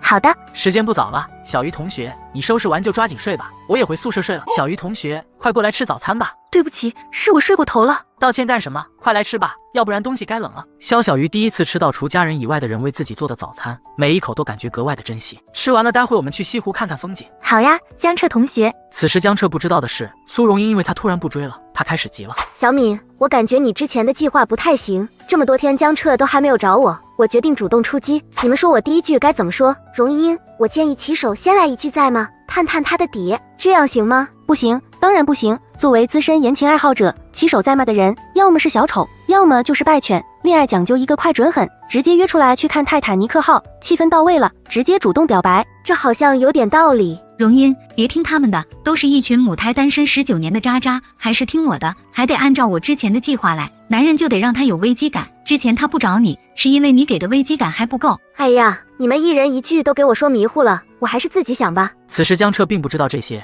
他正开心地陪肖小鱼欣赏西湖的美景。小鱼同学，这月色美吗？美。是不是觉得美好的东西总是那么遥不可及？那现在呢？江彻点亮手机屏幕，壁纸不知何时换成了一张月亮的照片。肖小鱼好像后知后觉地意识到了什么，侧目抬头看向了身侧江彻的脸，好像那轮皎月近在眼前，触手可及。江彻知道他这是明白了自己赤果果展露出来的心意，也没有再去开口主动找他说话。江彻同学，怎么了？能不能开快一点点？快11点了，不然的话就又回不去宿舍了。好，知道了。肖小鱼回宿舍里拿起了日记本，不知道在写些什么。突然豆大的泪珠开始从眼里冒了出来，落在纸上啪嗒作响。从始至终他都把自己放得太低了，所以看到手机壁纸的那一轮圆月跟江彻那个璀璨笑容的时候，也在这一瞬间他全都想明白了。世界上怎么可能会有那么多的巧合？江彻明明可以吃完的饭菜，又怎么会刚好那一顿吃不完，把菜全给了自己？刚好要去金陵他的老家调研，让他做向导免费送他回家。这种事情还有好多好多，多到根本数都数不清。肖小鱼这时才明白，如此平凡的自己也能得到江彻刻意的好。小鱼同学醒了吗？江彻，我又睡过头了，对不起。这么久以来，肖小鱼还是第一次喊江彻的名字，后面不挂上同学这个后缀。道歉干什么？下楼，我在你宿舍楼下等着。哦，好的。江彻发现肖小鱼在终于意识到了自己的心意之后变得很乖，问他宿舍里冷不冷，他就如实的说了，问他要不要在这里住，他也会认真的告诉江彻。王头，你看前面那个是不是隔壁金融系的苏荣英？听说是论坛有名的高冷校花，长得确实好看，怎么我之前没见过她？咱们又不是一个系的，没听说过，那不也正常吗？我现在已经看破红尘了，女人只会影响我上分的速度。我去，苏荣英怎么往我们宿舍方向过来了？难道我的春天要来了？王头，你刚才不是说看破红尘了，现在这么激动干嘛？开玩笑你也当真呀？就算真出家了，我也分分钟下山还俗。你们好，请问一下，你们知道江彻现在在哪儿吗？江彻这段时间在竹林小院那边复习功课呢。好的，谢谢你们。我去，真晦气！江彻你可真该死啊！怎么美女都奔着你去？祝你期末考试全部挂科。此时苏荣英越靠近竹林小院，心情莫名越发紧张起来。我找江彻只是给他一个台阶下，等下完这个台阶，起码要他哄我半年才行，要不然我可不会轻易原谅他故意不填我的事情。小鱼，你先自己复习一下功课，有人过来找我，我要出去一趟。好的，我听说待会可能要下雨，你记得带雨伞。苏荣英好久不见，突然找我是有什么事情吗？江彻，我都知道你放弃清北来浙大是为了我，你现在还一副把我当做陌生人的态度，是装给谁看？谁跟你说我来浙大是为了你？江彻，不就是我高中时候拒绝你99次表白吗？我现在都过来给你台阶下了，你还这副态度干嘛？你要是好好的跟我道个歉，发誓以后只会对我一人好，我就原谅你这段时间故意不搭理我的事情了。此时江彻这才意识到自己在苏荣英心中舔狗形象已经根深蒂固了。苏荣英，今天我们就好好把事情说一说吧。以前我确实很喜欢你，青梅竹马10几年，从初中开始，你肯定能感受到我的想法。那时我鼓起勇气当众人的面向你表白了，可你拒绝的是那么干脆，不留一丝情面。对不起，我那时是被你吓到才会这样。这没什么，毕竟问题的根源是我本身。表白从来是胜利的凯歌，而不是匆匆的号角，是我非要死缠烂打揪着你不放。不过自从那一天过后，我整个人仿佛新生了，我不想当舔狗，只想做回我自己。江彻，真的对不起，我没有想到我会对你造成如此巨大的伤害。不用向我道歉，苏荣英，我真的从你的世界脱轨，以后不会再纠缠你不放了。我已经有喜欢的人了。我不要，江彻，我不要你离开我的世界。此时苏荣英这才明白自己内心陪伴是最长情的告白。江彻陪着她度过太多时间，是什么时候自己变得高高在上，完全不考虑江彻的感觉。江彻，我不相信你有喜欢的人，你就是还在生我的气。这一次换我向你表白好吗？就在这时，肖小鱼推门而出。江彻，你的雨伞忘记拿了。苏荣英，以前的江彻已经打在被你拒绝表白的那一天了。另外，我来浙大也不是为了你，我已经找到我想守护一生的女孩了。江彻，我不信，你肯定是在故意气我的，对吗？还没等江彻再次开口，身后就传来肖小鱼的声音：江彻，你的雨伞忘记带了。小鱼同学，你出来干嘛？现在都降温了，老老实实待在空调房里，别冻着了。没事的，我怕待会下雨了，你又忘记带伞，我没想那么多，就急冲冲跑出来了。你呀，真是傻得让人心疼。苏荣英看到江彻一脸宠溺地揉着女生的头发，如遭晴天霹雳一般，脸色瞬间惨白如纸。怎么会这样？明明这个笑容江彻只在我面前露出过，他怎么能对另一个女生这样子？我不信他真的会离开我的世界，我不信，肯定是我在做梦，回去睡一觉醒来就好了。江彻，刚才那个女生怎么突然就走了？我看她脸色有点不太好，她是你朋友吧？你要不要跟过去看看？她没什么事，就一普通高中同学，我们快进去吧，感觉马上要下雨了。好的。荣英，你在哪儿呢？我听说你去找江彻了，江彻是不是特感动？现在在你旁边痛哭流涕呢。小敏，别说了，我有点不舒服，帮我请几天假，我要回趟家里。出门好好的，这会怎么了？爱情这东西可真让人琢磨不透。此时苏荣英只想回家，如同受伤的动物一般，只想回到最熟悉的港湾。这时石城正下着雨，一下车他就撒腿朝自家跑去，泪水憋不住的向外流出。按了半天门铃也不见有人回应，由于手机也关机了，一时绝望的他不知道该何去何从。荣英，你这孩子怎么回事？怎么淋着雨回来了？陈阿姨，苏荣英心里的委屈如同黄河决堤崩泄，可话到了嘴边，她不知道自己应该以什么身份来说。我家里没有人，我爸妈都去国外了，我回不去家。家里没人也不能淋雨走啊！你让你妈给阿姨打个电话，阿姨去家里接你啊！咱们都这么多年邻居了。我手机没电了。丫头，咱们先回家再说。荣英，快来，把这碗感冒药喝了，不然的话，明天可要难受死了。谢谢陈阿姨。谢什么？我跟你妈这么多年的朋友，你跟小彻也是一起从小玩到大，以后再有这种事情别哭，来阿姨这里就行了。客房最近杂物比较多，你就在小彻的房间里睡吧，床单被罩我都换了新的。好的，阿姨。苏荣英来到江彻的房间里，很快她的目光被一个啤酒瓶所吸引住。2014年5月4日，这不是江彻被我拒绝表白的那天吗？苏荣英的心脏突然好像被人攥了一把似的，这句话的意思已经很明显了。自那天之后，江彻对她的态度开始360度转变。随后苏荣英又拿起一旁的笔记本，而在看到上面写的字之后，苏荣英眼里的泪如同泉水般涌出，她死死地将这笔记本抱在怀里。之前的江彻是因为喜欢自己才甘愿在我身后当个小跟班，是我把江彻弄丢了，我要把他重新找回来。江彻，我不允许你离开我。老姜，你终于回来了，你跟那个苏荣英是啥情况？我跟他之前是高中同学而已。我不信，普通同学他那么着急跑过来找你干嘛？你们之间肯定有问题。哎，那我说了，曾经我是他众多舔狗中的一员，可能是我突然觉醒了，让他一时间有点不适应吧。所以王腾当什么都可以，就是别当舔狗。我懂，舔狗舔到最后一无所有，宁做童老师，不做李宗恒。时间过得很快，学末成绩单出了，寒假也正式拉开了帷幕。江彻的成绩只能用妖孽来形容，整个院系都找不出第二个。小鱼，谢谢你这段时间给我补课。我没有给你补什么课的，你后来教了我很多，是我该谢谢你才是。没有开始哪来的后来？后面的谢前面的，理所应当。哦，那好吧。对了，你打算什么时候回家？要不要我送你回去？江彻，不用你送，开车很累，我可以等几天的。平时很多事情他都不再拒绝，因为他不想江彻为自己好，还要想办法去找借口，所以变得好乖。但这次肖小鱼不想江彻为他累着，只要小鱼同学到时候给我按按肩膀，我就不会感觉到累的。真的吗？是的，我们快走吧。小鱼，我们到了，你快进去吧，我们开学再见。好的，江彻，你路上慢点开。随着江彻离开，地面上留下大包小包的东西，肖小鱼以为是江彻不小心落下的，急忙上前查看。一张纸条突然进入肖小鱼的视线，看着纸条，肖小鱼一动不动。过了好一会，拿出手机，另一边江彻顿时明白来电原因。这个笨拙而又认真的女孩，总是经常不知道怎么表达自己的情绪。江彻，你吃饭了吗？还没，我妈正在做。是刚到家吗？那些东西你看到了吧？记得每顿按时吃。我会的，谢谢你江彻，那我们开学见。开学见。另一边苏荣英得知江彻回家后，立即朝这边赶来。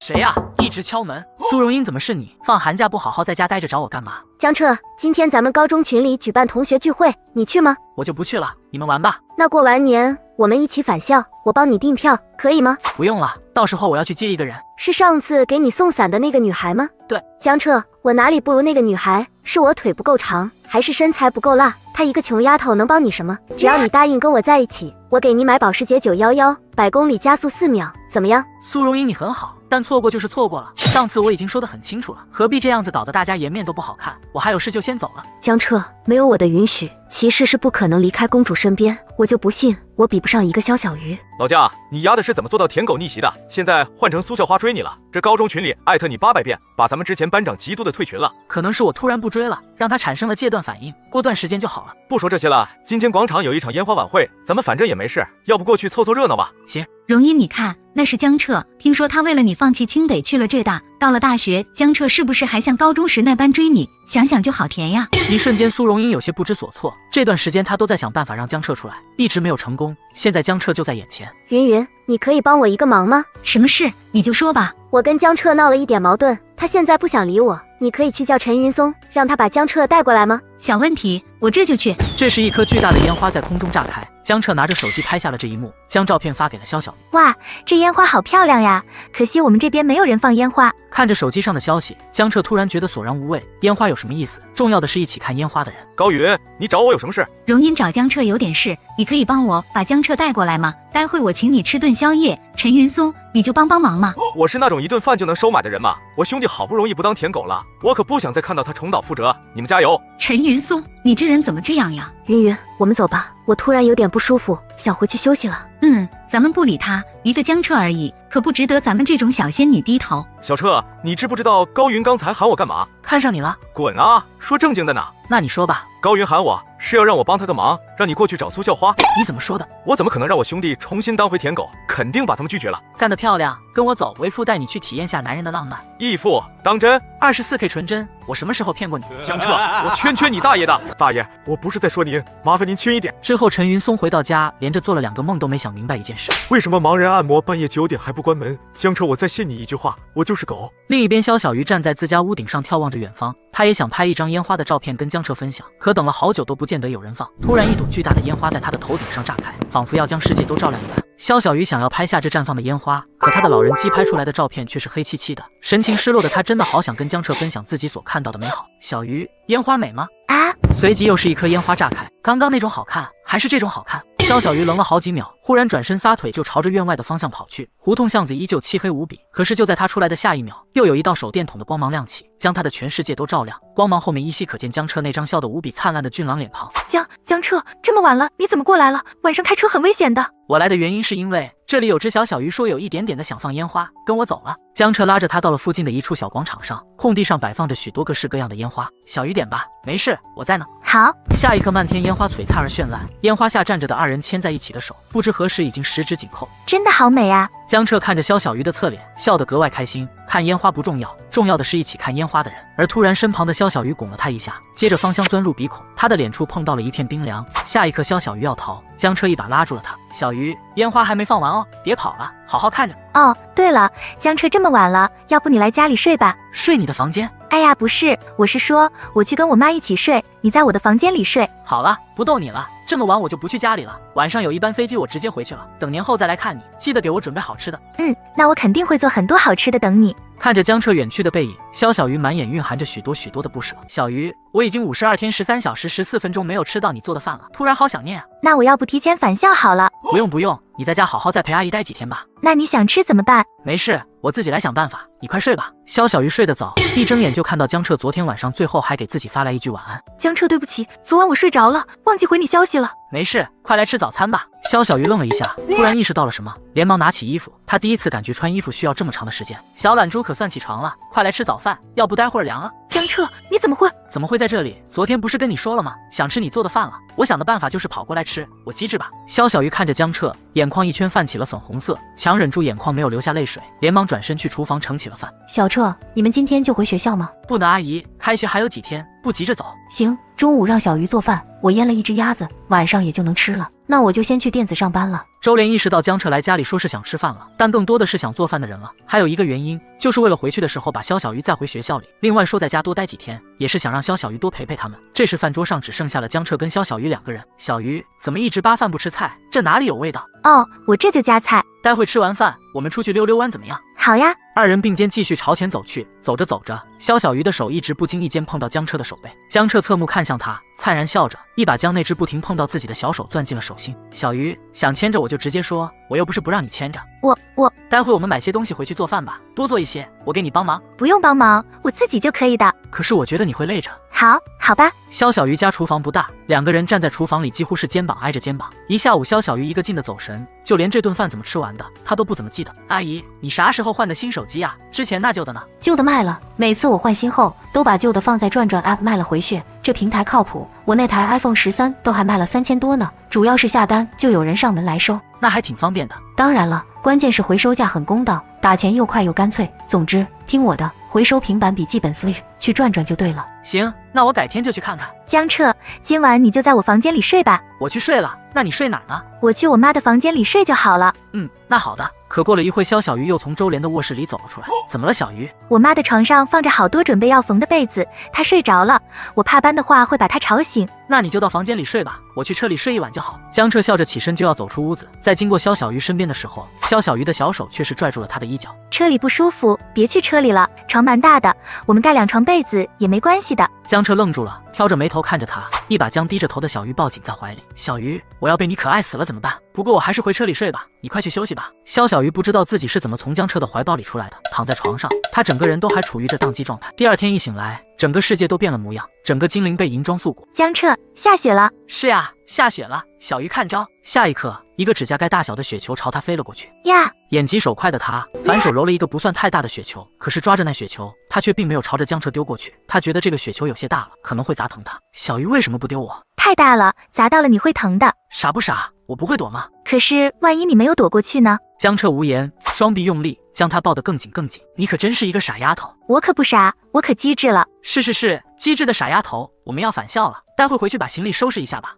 好的。此时这大女生寝室也因为苏荣英返校热闹非凡。荣英，快跟我们说说，上次你找江彻后续怎么样了？就是，怎么突然就要请假回老家？难道你俩这么急着回家订婚？没有，江彻他说他在浙大已经有喜欢的人了，他彻底不要我了，是我辜负了他一片真心。可是我真的后悔了，现在我到底该怎么做啊？这怎么可能？就他们班上那个乡下丫头肖小鱼，要身材没身材，要长相没长相的，江彻是不是瞎了眼？寒假这段时间，我一直找各种机会想约他出来，他就是不出来。荣英别慌，俗话说男追女隔层山，女追男隔层纱。凭你这妥妥的白富美的身份，哪个男人不心动？只要你这学期主动出击，时间久了，江彻肯定会对你回心转意的。真的吗？在舍友一声声打气中，苏荣英重新恢复自信，兴高采烈地出门。小敏，你觉得荣英真的能得偿所愿吗？我也不知道。那你还说的这么肯定？我不这么说，难道你想看到荣英整天死气沉沉的吗？你快看，那不是金融系的苏大校花吗？这么冷的天，她端着奶茶在这里干嘛？王腾，看这架势，该不会是找江彻的吧？听说她不是高冷女神吗？现在这模样算啥？傻孩子，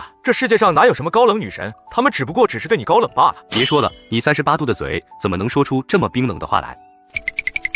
小鱼，别累着了，行李我自己拿就好了。我不累的，你开了一整天的车，已经很累了，这点小事我帮你就好了。傻丫头，慢点走，时间还早呢。好的。兄弟们，老姜回来了，他旁边怎么还跟着一个肖小鱼啊？王腾，快把你的瓜掏出来，我们在线吃瓜了。瓜来了，这情况难道是二女追夫？这也太刺激了吧！别说话了，他们已经到宿舍楼下了。江彻，你回来了，我听说你今天返校，特意在你宿舍楼下等了一下午，这是我为你买的奶茶，还是热的，你快喝吧。苏荣英，你这是干嘛？之前我不是明确跟你说过了吗？是啊，你不是说我们之间只是普通朋友吗？我给你送奶茶也在朋友范围啊，还是说你想跟我进一步？行吧，谢谢你的奶茶了。还有事吗？没事的话你就先走吧。这么急干嘛？也不给我介绍一下你旁边这位。你好，我叫苏荣英，从小跟江彻青梅竹马长大的。我家江彻脾气不好，希望你能多担待担待。你好，我叫肖小鱼，江彻他脾气很好的，对我也很照顾。是吗？江彻对你可真好，不像我只会心疼江彻。前几天听说江彻提前返校，连夜开车去找你，那一晚我担心的都睡不着觉。好了，小鱼，不用理他，我们走吧，待会我们竹林小院见。哦，知道了。江彻，我可不会轻易就放弃你，你只能属于我苏荣英的。这位姐姐，你也喜欢江彻吧？你是？自我介绍一下，我叫古薇，是江彻的同班同学，我也很喜欢江彻。我知道你，学校论坛有名的长腿女神，不过你找我干嘛？这话你当江彻面去说就行了。我也不绕圈子了，我们合作吧。合作？什么意思？上学期我只是跟肖小鱼这乡下丫头提了一句能不能换个位置，我就被江彻警告了，一学期都没有再跟他搭上话。俗话说敌人的敌人就是朋友，只要我们联手把肖小鱼挤走，接下来我们公平竞争。听起来还不错，不过我为什么要跟你合作呢？我跟江彻可是多年的青梅竹马关系，没有你我一个人也可以将他抢回来。苏大校花别装了，上学期末你在竹林小院掩面痛哭，可没有你现在说的这般自信哦。你作为合作，我可以先给你点诚意，过几天我们班会举办春游，江彻跟肖小鱼也会去，来不来就看你喽。行，既然你这么有诚意，合作的事我可以考虑一下。另一边，肖小鱼并没有表面看得那么平静，在明白江彻心意之后，相比以前他变得更加刻苦。小鱼，看什么书呢？这么入迷，别累着了，快来喝杯牛奶。江彻，谢谢你。对了，你怎么最近看起公馆专业类的书籍了？因为我想毕业以后能帮上你，到时候换我来帮助你。这是肖小鱼第一次这么正式的跟江彻说话，他不想自己在江彻身边就仅仅只是一个需要被照顾的存在。好的，小鱼，我等你，不过你得劳逸结合，时间也不早了，明天还要去春游呢。我知道的。夜色下，两人并肩走在校园里，彼此的手不知何时已经牵在了一起。荣英，大晚上的你收拾行李干嘛？小敏，明天我打算跟江彻班上一起去春游。什么？江彻他竟然邀请你去春游？这什么剧情？上一秒拒绝，下一秒追妻。哎呀，不是的。随后，苏荣英将中午与古威所达成的合作说了出来。你们城里人真会玩。不过荣英，你就不怕古威他到时候成为你最大的绊脚石吗？不怕，只要萧小鱼不在江彻身边，就凭我跟江彻10几年的感情，我就不信我比不过萧小鱼，还比不过一个古威。那我祝你成功。对了，小敏，明天你们可以陪我一起去吗？啊，我们去不是给你当电灯泡吗？不是，我想让你们给我当一次僚机，帮我把江彻那几个舍友吸引住。最坚硬的堡垒往往是从内部攻破的。没问题，明天我们陪你一起去。老姜，你这双肩包可以借我用一用吗？拿去用吧。谢谢了，我备点矿泉水去。景区的水贵的要命，咱们几个只喝水怕是都要100块。王腾，你不是魔都本地人吗？这么有钱，怎么这么精打细算的？李峰，这你就不懂了吧？骑着单车去酒吧，该省省该花花，钱都要用到刀刃上。厉害厉害，不愧是你。好了，咱们赶紧收拾收拾，别早迟到了。你快看，那不是长腿女神古威吗？那一双长腿足以买我的命了。古威算什么？哪里比得过我女神？她可是校花榜首苏荣音，苏大校花。你放屁！我古威女神才是校花榜首，我跟你拼了！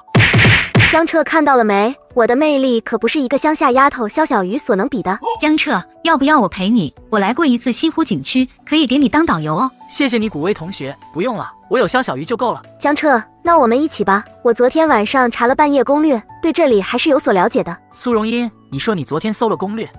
搜了，有什么问题吗？你搜了攻略的话，就问问其他有没有需要的同学吧。我刚好来过西湖一趟，所以不太需要，我就先走了。江彻，你苏荣音同学，我没来过西湖景区，要不你来给我做导游吧？给我走开！古威，接下来我们该怎么办？江彻跟萧小鱼两个孤男寡女的，在这种气氛下，感情肯定会剧烈升温。别急，我调查过萧小鱼，她是一个内心极度自卑的女孩，只要让她见识到自己跟江彻的差距，她肯定会选择离开。行，那我就等你的好消息。江彻，刚才古威同学和苏荣音同学找你，你为什么不跟他们一起去玩呢？我一个人也可以的。小鱼，你这是开始嫌弃我了吗？不，我没有。傻瓜，弱水3千我只取1瓢，我有你就够了。江彻用力抓住萧小鱼的手，他想让这个自卑的女孩感受到自己的决心。我相信你。小鱼，你刚才说什么？我没听见。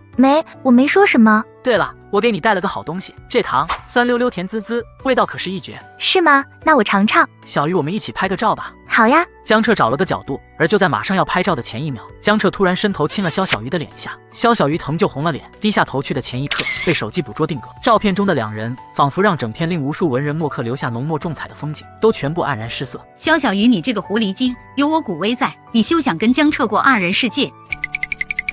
江彻哥哥，你渴了吗？我刚刚买了2瓶水，给你1瓶吧。谢谢你，古威同学，你以后去鱼店买奶茶，给你免单。不用免单，这水。小鱼，别渴着了，快喝吧。哦，我们一起喝吧，你也渴了。看着两人你侬我侬的，古威眼皮抽搐不停，额头上一根青筋爆了起来。古威同学，你还有事吗？返校大巴来了，我们要返校了。没事，我们一起走吧。返回学校的大巴车上，江彻坐在后面，萧小鱼在前面的座位上，而坐在他旁边的是古威。此时江彻正靠在座位上闭着眼睛，好像是睡着了。古威想说些什么的念头达到了顶峰，在快到学校的时候，终于是抑制不住。萧小鱼同学，你知道江彻有多优秀吗？他是历史上最高分的文科状元，在商业方面的造诣更是无人可以比拟。这样的男人，不是什么样的女人都可以配得上的。萧小鱼同学，你能明白我什么意思吗？萧小鱼沉默了一会儿，认认真真的点了点头。我明白，古威同学，谢谢你的提醒，我会更加努力的。古威脑袋上浮现出了一个巨大的问号。我提醒你什么了？我那是在提醒你吗？我先下车了，古威同学再见。看着2人离去的背影，古威牙都要咬碎了。而他并没有注意到的是，江彻在转身离去之前，深深的看了他一眼。随后在上课的时候，江彻将古威堵在走廊上。古威同学，我觉得我上次跟你说的已经够清楚了，不要试图伤害我身边的人。我脾气不好，容易翻脸，可你好像并没有把这句话当回事。江彻，我没有，我就是跟萧小鱼同学说你很好。我听到你们说什么了？我很好这件事，他比你更了解，不需要你来提醒。古威同学，我再明确的告诉你一次，我们是绝对不可能的，不要再平白蹉跎错付青春了。有这时间跟精力，不如多学习。古威其实没有做错什么，江彻曾经也跟他一般当舔狗当了很久，所以也清楚这样一份明确的拒绝才是给他最好的回答。我知道了，可是我想知道我输在了哪里。以后你就会知道答案，也不会有什么遗憾了。你输得不冤。古威看着江彻离开的背影，外面晴空万里，阳光正好，可他的心却在一瞬间变得无比空荡。苏荣音，我败了，接下来就看你了。啊！随即古威将刚才所发生的事情说了一遍。苏荣音，我能感觉到江彻对萧小鱼不是一般的喜欢。他们才认识1个学期，感情怎么进度这么快？是不是你听错了？不可能的，从江彻的话语中，我能感受出江彻对萧小鱼那股强烈的爱意。是吗？那我自己想想别的办法。此时苏荣英听完古薇所说的，心里那颗心瞬间跌落至谷底。这萧小鱼究竟是有什么魅力，能让从小舔我舔到大的江彻，短短时间变得这么快？老家，你丫的傻笑了一上午了，能不能正常点？听着你笑声，我都感到害怕。单身狗你不懂的，不用管我，你出去玩吧。什么？我王腾是单身狗，我也是即将要脱单的选手，好吧？是吗？小心别给别人养鱼了。童老师曾说过，钱是给女人看的，不是给女人花的。我懂的，你就说说什么事情让你这么开心，说出来也让兄弟高兴高兴。也没什么，今天是我生日，我都说不过了。萧小鱼她非得给我准备惊喜，拦都拦不住那种。江彻，你可真该死！不行，我得找我女神寻求一下安慰去。与此同时，这大竹林小院里时不时有锅碗瓢盆的声音响起。萧小鱼脸上不知道什么时候溅上了好几块白色的奶油，不知道过了多久，天都快黑了。萧小鱼终于成功把蛋糕做了出来。此时江彻开门下车，看着屋内亮着的灯光，脸上浮现起了一抹期许的笑意。也不知道小鱼会给我一个什么样惊喜的。江彻，你回来了呀，快过来吃饭，菜刚刚做好。这么丰盛，你准备了很久吧？也没多久。非常好吃，小鱼你也快吃。好吃就好。此时萧小鱼紧张地攥紧了小拳头，紧张刺激的环节要来了。随即萧小鱼快速回到厨房，打开冰箱取出蛋糕。江彻，生日快乐，快许个愿吹蜡烛吧。于是江彻闭上了眼睛，过了几秒才又睁开，呼的一声吹灭了蜡烛。江彻，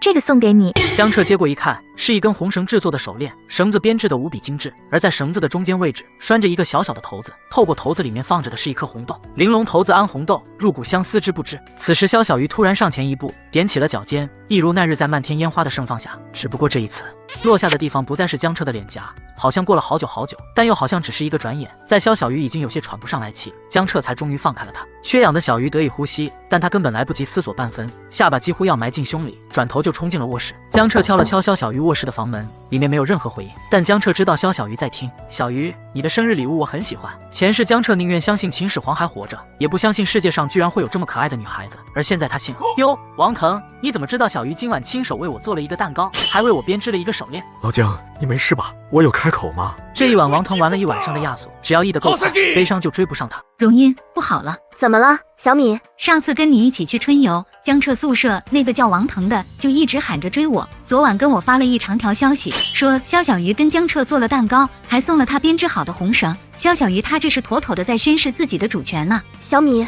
那我该怎么办？我有一个办法，今晚我让王腾把江彻约出来，我们几个人一起去吃饭，到时候你故意喝多了，让江彻把你送到宿舍楼下，到时候我把这一幕发到论坛上去，说江彻跟你好上了，把萧小鱼逼走。这个办法不错，小米谢谢你了。那我这就去安排。女神，这件事情就包在我身上了。老家，我未来女友想请我出去吃饭，你知道的，像我们这种男孩子，大晚上的肯定要保护好自己。我想请你陪我一起出去。王腾，你没事吧？没事就吃点溜溜梅。义父，我帮你洗一个星期袜子，晚上陪我出去一趟行不行？行吧，看在你这么有诚意的份上，我就陪你这一次。夜幕降临，江彻跟王腾早早在酒店等着。王腾，你那女神该不会放你鸽子了吧？不会的，女孩子嘛，肯定要花点时间打扮的。就在这时，苏荣英与吴小敏朝着两人走了过来。苏荣英，你怎么在这里？好巧呀，江彻，我是小米的舍友，他让我过来陪他。王腾，你丫的，这事你是不是知道？义父，我错了，给我个面子，吃完这顿饭，我给你带1个月的早餐，以后双排给你打辅助。饭桌上，苏荣英一直想找机会跟江彻搭话，可江彻始终埋头炫饭，不知不觉中，几人将桌上的小麦果汁都喝完了。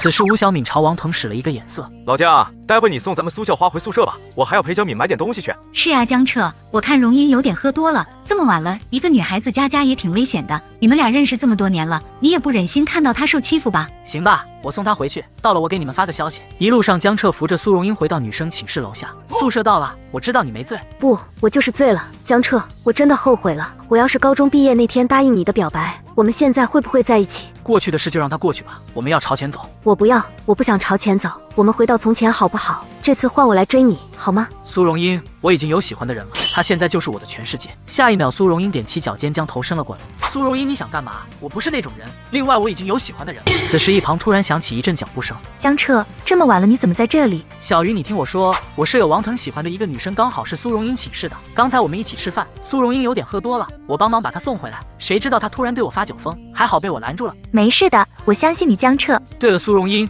你还有事吗？虽说江彻跟苏荣英现在一点关系也没有，可他害怕小鱼因为这事吃醋。只有永远不联系的前任才是最好的前任。江彻，我现在就这么让你感觉到厌烦吗？连一句话都不想跟我多说？如果你还在为高中我拒绝你的事生气，我可以跟你道歉，一直到你原谅为止。道歉？如果是为了以前的话，那你没有什么好跟我道歉的。之前那是我自己的选择，真的说起来还应该是我跟你道歉。我对你的喜欢，在你看来是给你造成了很多的麻烦跟困扰。没有麻烦跟困扰，你之前都是在照顾我，是我没有察觉，伤害了你。江彻，我跟你道歉，真的对不起。我现在认清自己的心了，我也喜欢你，我们回到以前那样好不好？苏同学，感谢你陪我走过了一段漫长的人生旅途，我已经放下了，希望你也能够释然。我现在已经找到我喜欢的那个人了，也是我今后想相伴一生的人。一旁的肖小鱼一愣，脸一下子就红了起来，连忙转过头去，背对向了江彻。这么长时间，江彻已经把他的喜欢跟爱意淋漓尽致地展现在了肖小鱼的面前，可喜欢这两个字，肖小鱼还是第一次听到。这番话没有那么直白，但却又无比直白。苏同学，以后没有什么事情的话，我们还是不要再见面了，我怕小鱼会误会。再见。对了，小鱼，我今天想回竹林小院了，可以陪我吗？好的，江彻。看着江彻头也不回的背影，苏荣英咬着下唇，泪水肃然落下。有些人错过了就是永远。另一边，江彻回到竹林小院后，将自己之前跟苏荣英所发生的一切都跟肖小鱼说了一遍。此时，肖小鱼上前温柔地握紧江彻的手。江彻，你曾是照亮我整个世界的光，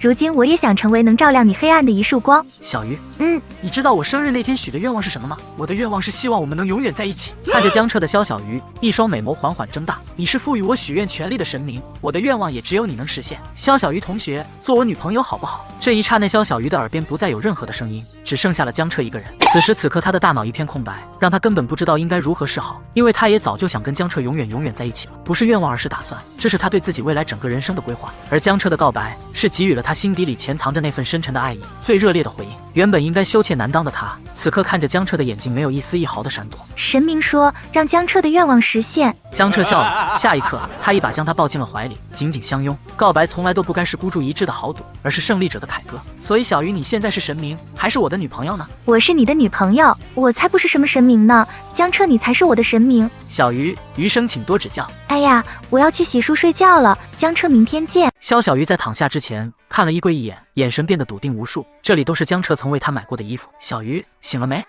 来了。哇，小鱼，今天怎么舍得穿我给你买的衣服了？因为我是你的女朋友，我不想因为我让你掉面子。傻瓜，有我在，没有人敢说你一句。看着美得不可方物的小鱼，江彻笑得无比灿烂。这一刻，他终于要绽放比起任何人都要耀眼的光芒。王腾，这女孩怎么看起来这么眼熟？我觉得你不用眼熟，这样的女孩子，你眼珠子熟了都没用。不是，老王你二吧？我没扯淡，是真眼熟，你仔细看看。是啊，怎么这么眼熟？想起来了，她不是肖小鱼吗？真人版丑小鸭变白天鹅。我早该想到的，天天跟江彻形影不离的，除了肖小鱼还能有谁？老李，我人傻了，咱们班里居然有一个校花级别，不对，是女神级别的女孩子，而我们全都不知道。小鱼，我感觉我现在站在你旁边像只想吃天鹅肉的癞蛤蟆。不像。江彻，你要是不喜欢的话，我可以换回来。傻瓜，我只是开个玩笑而已，你这样真的很好看。你要喜欢的话，我可以天天穿给你看。肖小鱼用自己的小手紧紧攥住了江彻的大手。又高又帅又聪明，又是亿万富翁的神仙男孩，遇上蒙尘明珠，并且展开一场无视一切的彻骨爱恋。妈呀，这是什么神仙剧情？我现在思如泉涌，写个开头，投稿一定能火。到时候我还当什么班长？小鱼，我一个从小玩到大的死党想过来找我玩，你想见见吗？想的话，待会儿可以见一面。我可以的。谈过恋爱的都知道，脱单后第一件事就是带女朋友去死党面前炫耀一番。那个嫂子好，我叫陈云松，是小彻的发小。你好，我是肖小鱼。老姜，你可真该死，这么好看的女孩子也给你追到手了。淡定淡定，先上车跟我走了，待会再聊。只见江彻开车往学校里驶去，车子很快停在江彻那栋小院前。江彻，你陪你朋友先坐一会，我去厨房做饭了。小鱼需要我帮忙吗？不用，我自己可以的。小彻，我酸了，你有独栋宿舍就算了，还有女朋友给做饭，跟你一比，我感觉我的大学生的狗屁都不是啊。你有没有想过，不仅仅是大学呢？我去，小彻，你这38度的嘴怎么能说出这么冰冷的话来？云松，不过有一点你还是很优秀的，那就是很有自知之明，这是非常难得的品性。只要你能意识到自己哪里不足，就能奋力去朝着自己向往的方向改变。老姜，我感觉你在骂我，可我又没有证据。江彻没搭理正在怀疑人生的陈云松，径直来到厨房里，将正在忙碌的肖小鱼拥入怀里。小鱼，辛苦你了，早知道就不听你的，我随便在外面订一桌就好了。我不累的，第一次见你朋友，还是在家里吃比较好。小鱼，你真好。好了，你快出去吧，菜马上就好了。哎，好的。这也太好吃了吧！小彻，我什么时候才能有个女朋友啊？你先解决一下什么时候能认识几个女孩子吧。对了，最近我们学校来了几个留学生，老姜有什么办法能让我快速跟他们搭上话吗？这好办，只要你跟他们说一句 CPDD 嘛，不把你赶走的话，说明你就有戏。是吗？那我回头试试看，成了我请你吃饭。吃过晚饭后，陈云松满怀希望地离开了竹林小院，而江彻与肖小鱼也走在校园中散步。江彻，你也太坏了吧！你教你朋友这样说，就不怕他一开口就把天聊死了吗？没事，他就是脸皮太薄了，多锻炼锻炼就好了。嘿嘿，江彻，那我先上去了，明天见。明天见，小鱼。肖小鱼刚回到宿舍里，一道惊喊声就响了起来。小鱼，你也太漂亮了吧！之前我就觉得你还挺好看的，没想到居然这么好看。而且小鱼，你居然在跟江彻谈恋爱，那可是全校女生的梦中情人，就这么被我同宿舍的好姐妹成功俘获了。哎呀，我不跟你说了，睡觉去了。而差不多的剧情也正在男生寝室里上演着。老姜，你这个牲口下手也太快了。就是，你的眼光为什么能这么好？求求你教教我吧。老姜，从今天开始，我跟你断绝朋友关系，你就是我的师傅了。师傅请受徒儿一拜。我去，王腾男儿膝下有黄金，这可使不得。男儿膝下有黄金，但跟媳妇比起来，黄金算个毛线。有人欢喜就有人忧愁。苏荣英看着手机，一夜未能入眠。时间来到次日清早，江彻跟肖小鱼在食堂里刚坐下来，就遇到校长牛春海。牛老，吃了没？我吃饱了，不用管我。这位姑娘，你坐坐。小江，这就是你当时开奶茶店要帮的那个女孩子。江彻没有回答，只是笑了笑。可一旁的肖小鱼一愣，开奶茶店要帮的女孩子，随后渐渐红了眼睛。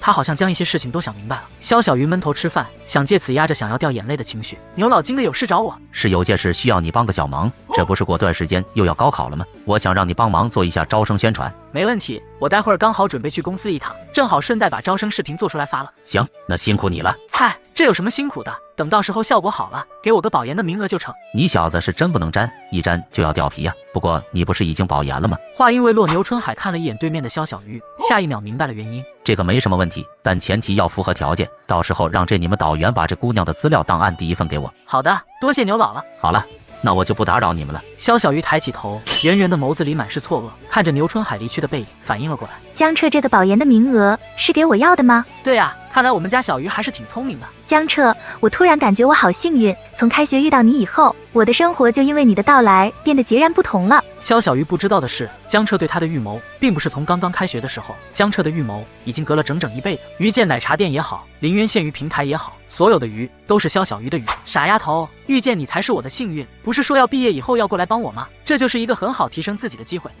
江彻，我会努力学习，不会让你失望的。小鱼快吃吧，吃完了我们去海边看看，说不定未来我们再也看不到大海啊！这是为什么？因为某个小日子过得不太好的地方排放核废水，所以现在且看且珍惜。他们可太坏了。走啦，小鱼，我带你去海边记录下大海最后的美丽。江彻，今天你有什么想吃的吗？我想吃鱼了，可是家里没鱼了。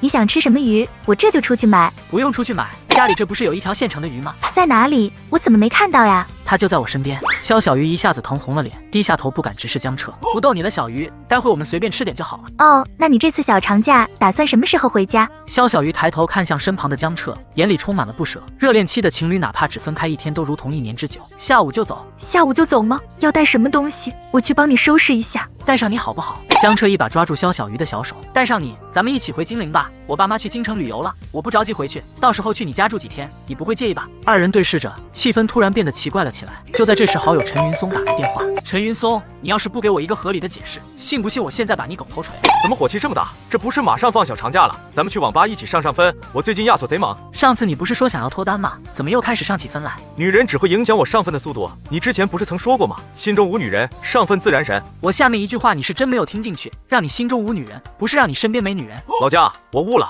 你不愧是我的人生导师。电话费挺贵的，我就挂了，这都够我给女生买几杯奶茶了。肖小鱼看着江彻如同怨妇一般的神情，偷笑了一声，亲吻了一下他的脸颊。我去收拾东西了，要不然待会我们到家太晚了。好的。随后江彻开了几个小时，天刚刚擦黑，两人抵达了肖小鱼家的巷子口。周莲准备离开厨房，拿手机给肖小鱼打个电话，问问大概什么时候到家。刚好就看到了江彻提着2个行李箱走进了家里。阿姨，妈，哎。周莲愣住了，她愣住的原因是因为现在的女儿变得跟以往截然不同的美好，还有对江彻的感激有江彻耐心的爱着小鱼，一点一点的将小鱼照顾成了现在这么美好的样子。你们回来的正好，收拾一下，准备吃饭了。随后快步走进厨房，靠在外面看不见的墙边，他掩面而泣。肖小鱼转头看向了江彻，眼眶泛着一圈粉红色。他知道母亲是怎么了，当然也知道这一切都是因为什么。小傻瓜，其他的话就不用说了，我都知道的。咱们快进屋吃饭吧，行李怪沉的。啊，好的。餐桌上4个菜1只鸭子，这是周莲足足准备了1下午的时间，可以说无比的用心。小江吃饱了吗？没吃饱的话，阿姨再去做一点。不了，阿姨，我已经吃得很撑了。就在这时，萧家多年未见的亲戚敲响房门。小江，你们先吃着，我出去看看。嫂子，好久不见呀，妹妹给你带点东西过来。萧华，你自己留着吃就行，这些东西我自己会买。哎呀，嫂子，你就拿着吧，这是我一点点心意，没别的意思。你不用弄这些虚头巴脑的事情。萧华，你到底想干什么？直接说吧。哎呀，你这话说的，我能想干什么？这不就是太忙了，这么长时间都没有来看过嫂子，就想着拿点东西。太忙了，10几年都忙得没时间，怎么今个突然有时间了？周莲目光灼灼地盯着他，萧华被看得有些发毛。我还真是有点事想求您，要不咱们进去说？不用了，就在这儿说吧。这不是我听人说，你现在的工作是在那个鱼见奶茶店做采购，收入还挺高的。妹妹，我刚换了房，压力有点大，看看能不能把这个工作让给我，不是万不得已，我也不来张这个嘴。萧华，你说这种话，你就一点也不脸红吗？不是嫂子，我这不是跟您商量的吗？你们家小鱼现在找了个有钱的女婿，以后想要什么工作没有？是不是？你现在给我滚！此时江彻听到门外传来的吵闹声，急忙起身出去查看。哟，侄女婿在呢，自我介绍一下，我是小鱼的堂姑。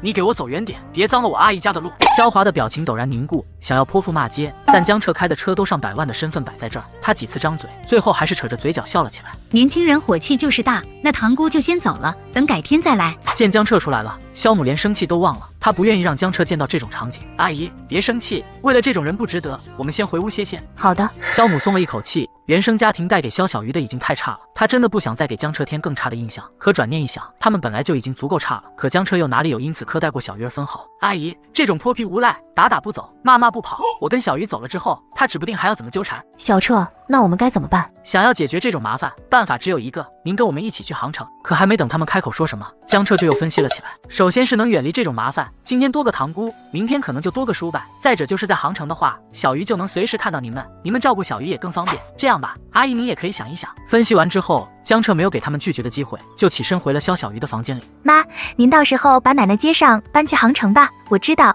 妈您跟奶奶都是不想给江彻添麻烦，成为我的负累。小鱼，妈，你们永远不会是我的负累，江彻也不会觉得你们搬过去是添麻烦，反而是你们执意留下的话才会让他担心，因为他知道我会担心。他伸手摸了摸女儿的脸颊，字眼里不知道什么时候已经有豆大的泪珠滑落而下。周莲真的很高兴，高兴女儿能够遇到江彻，一个拯救她生活又能与她灵魂契合的伴侣。我会好好考虑的，你放心。好了，傻孩子，赶快睡吧。咦，这种无赖打打不走，骂骂不跑，解决这种麻烦只有一个，那就是跟我们一起去杭城。小江，阿姨，我知道昨晚跟您说了以后，您肯定想了很久，归根结底就是不想给我们添麻烦。可是以后我要是跟小鱼有了小孩呢？萧小鱼在一旁听着，已经完全变成了一个鸵鸟。对于跟江彻的进展还仅限于抱抱亲亲的他来说，这无疑有点太过劲爆了。而周莲对于这些话题并没有什么反应，他们早就已经认定了萧小鱼会嫁给江彻，心里的天平已经倾向于同意搬去杭城了。唯一牵扯着让他们没有答应下来的原因，是他们不想搬过去还要江彻给他们买房。小江，阿姨再考虑考虑。哎，好的。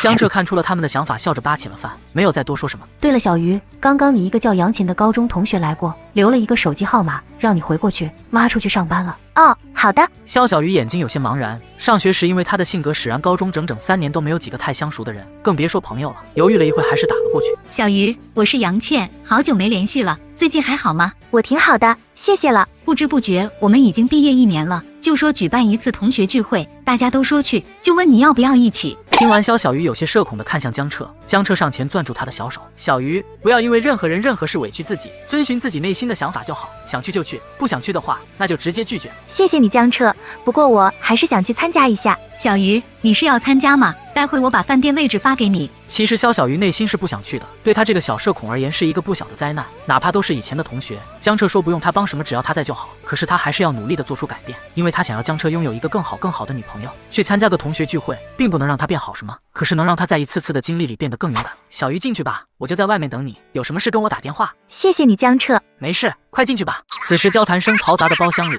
声音戛然而止，所有人都在注视着这个走进来的女孩，满脸诧异。你好，你是不是走错包厢了？班长，好久不见，我是萧小鱼啊。你是萧小鱼，尊都假都。真的假的？之前高中那个丑小鸭上了个大学就变成白天鹅了。小鱼，不好意思呀，你这变化有点太大了，变得这么漂亮，我还真没认出来。快坐快坐。此时的肖小鱼从之前那个最不起眼的她，已然变成了整个人群当中最闪耀的存在，再没有人会注意不到。小鱼，你在浙大那边感觉怎么样？浙大挺好的，因为那里有江彻，也是我跟江彻相遇的地方。对了，小鱼，江彻是在你们学校吧？你们见过没有？听说江彻不仅是高考文科状元，还是商界新贵，这要是谁做他的女朋友，晚上睡觉不得笑醒呀？听着这些问题，肖小鱼一时间有点不知道怎么回答，只好埋头炫饭。好在众人都知道肖小鱼内向的性格，也并没有多说什么。很快吃的差不多了，酒足饭饱后准备散场。小鱼，你怎么来的？外面这么热，要不要坐我那辆小宝马送你回去？小李同学，谢谢你，你是个好人。不过不用了，我男朋友在外面等我。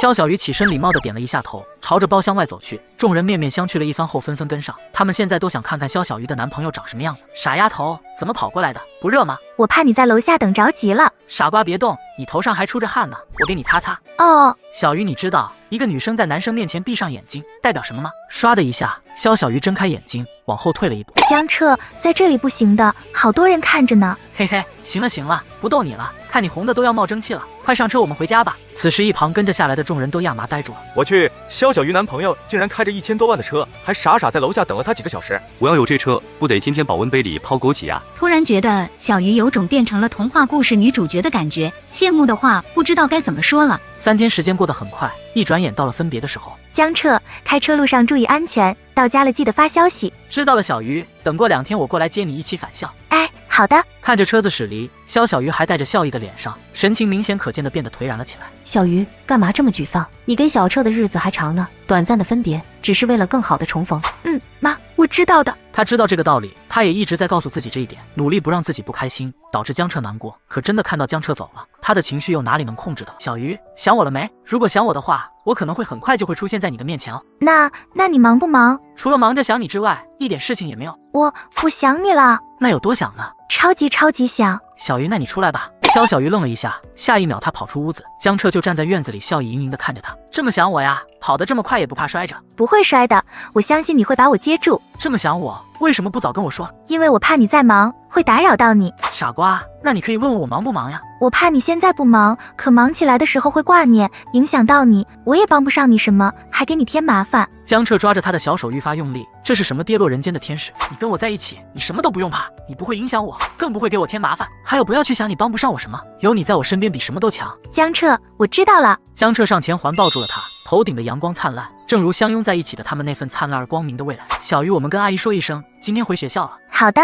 此时江彻并没有向浙大方向开去，而是朝另一条路驶去。江彻，我们这是要去哪里呀？嘿嘿，到了你就知道了。哦。随后江彻把车停在8号别墅的小院，拉着肖小鱼的手下了车。肖小鱼同学，欢迎来到我们未来的家。肖小鱼没忍住一下子红了眼眶，其实他已经隐隐想到了江彻带自己来这里的原因，他根本不在意房子是大是小，他在意的是他们未来的家。感动了？傻瓜，感动了要笑，哭什么？江彻，这就是你提前来杭城的原因吗？对啊，要不然我怎么舍得让我们家小鱼一个人在家待几天呢？上次不是说到时候阿姨搬过来吗？我不得提前把我们未来的婚房准备好。走吧，小鱼，去看看我们的家。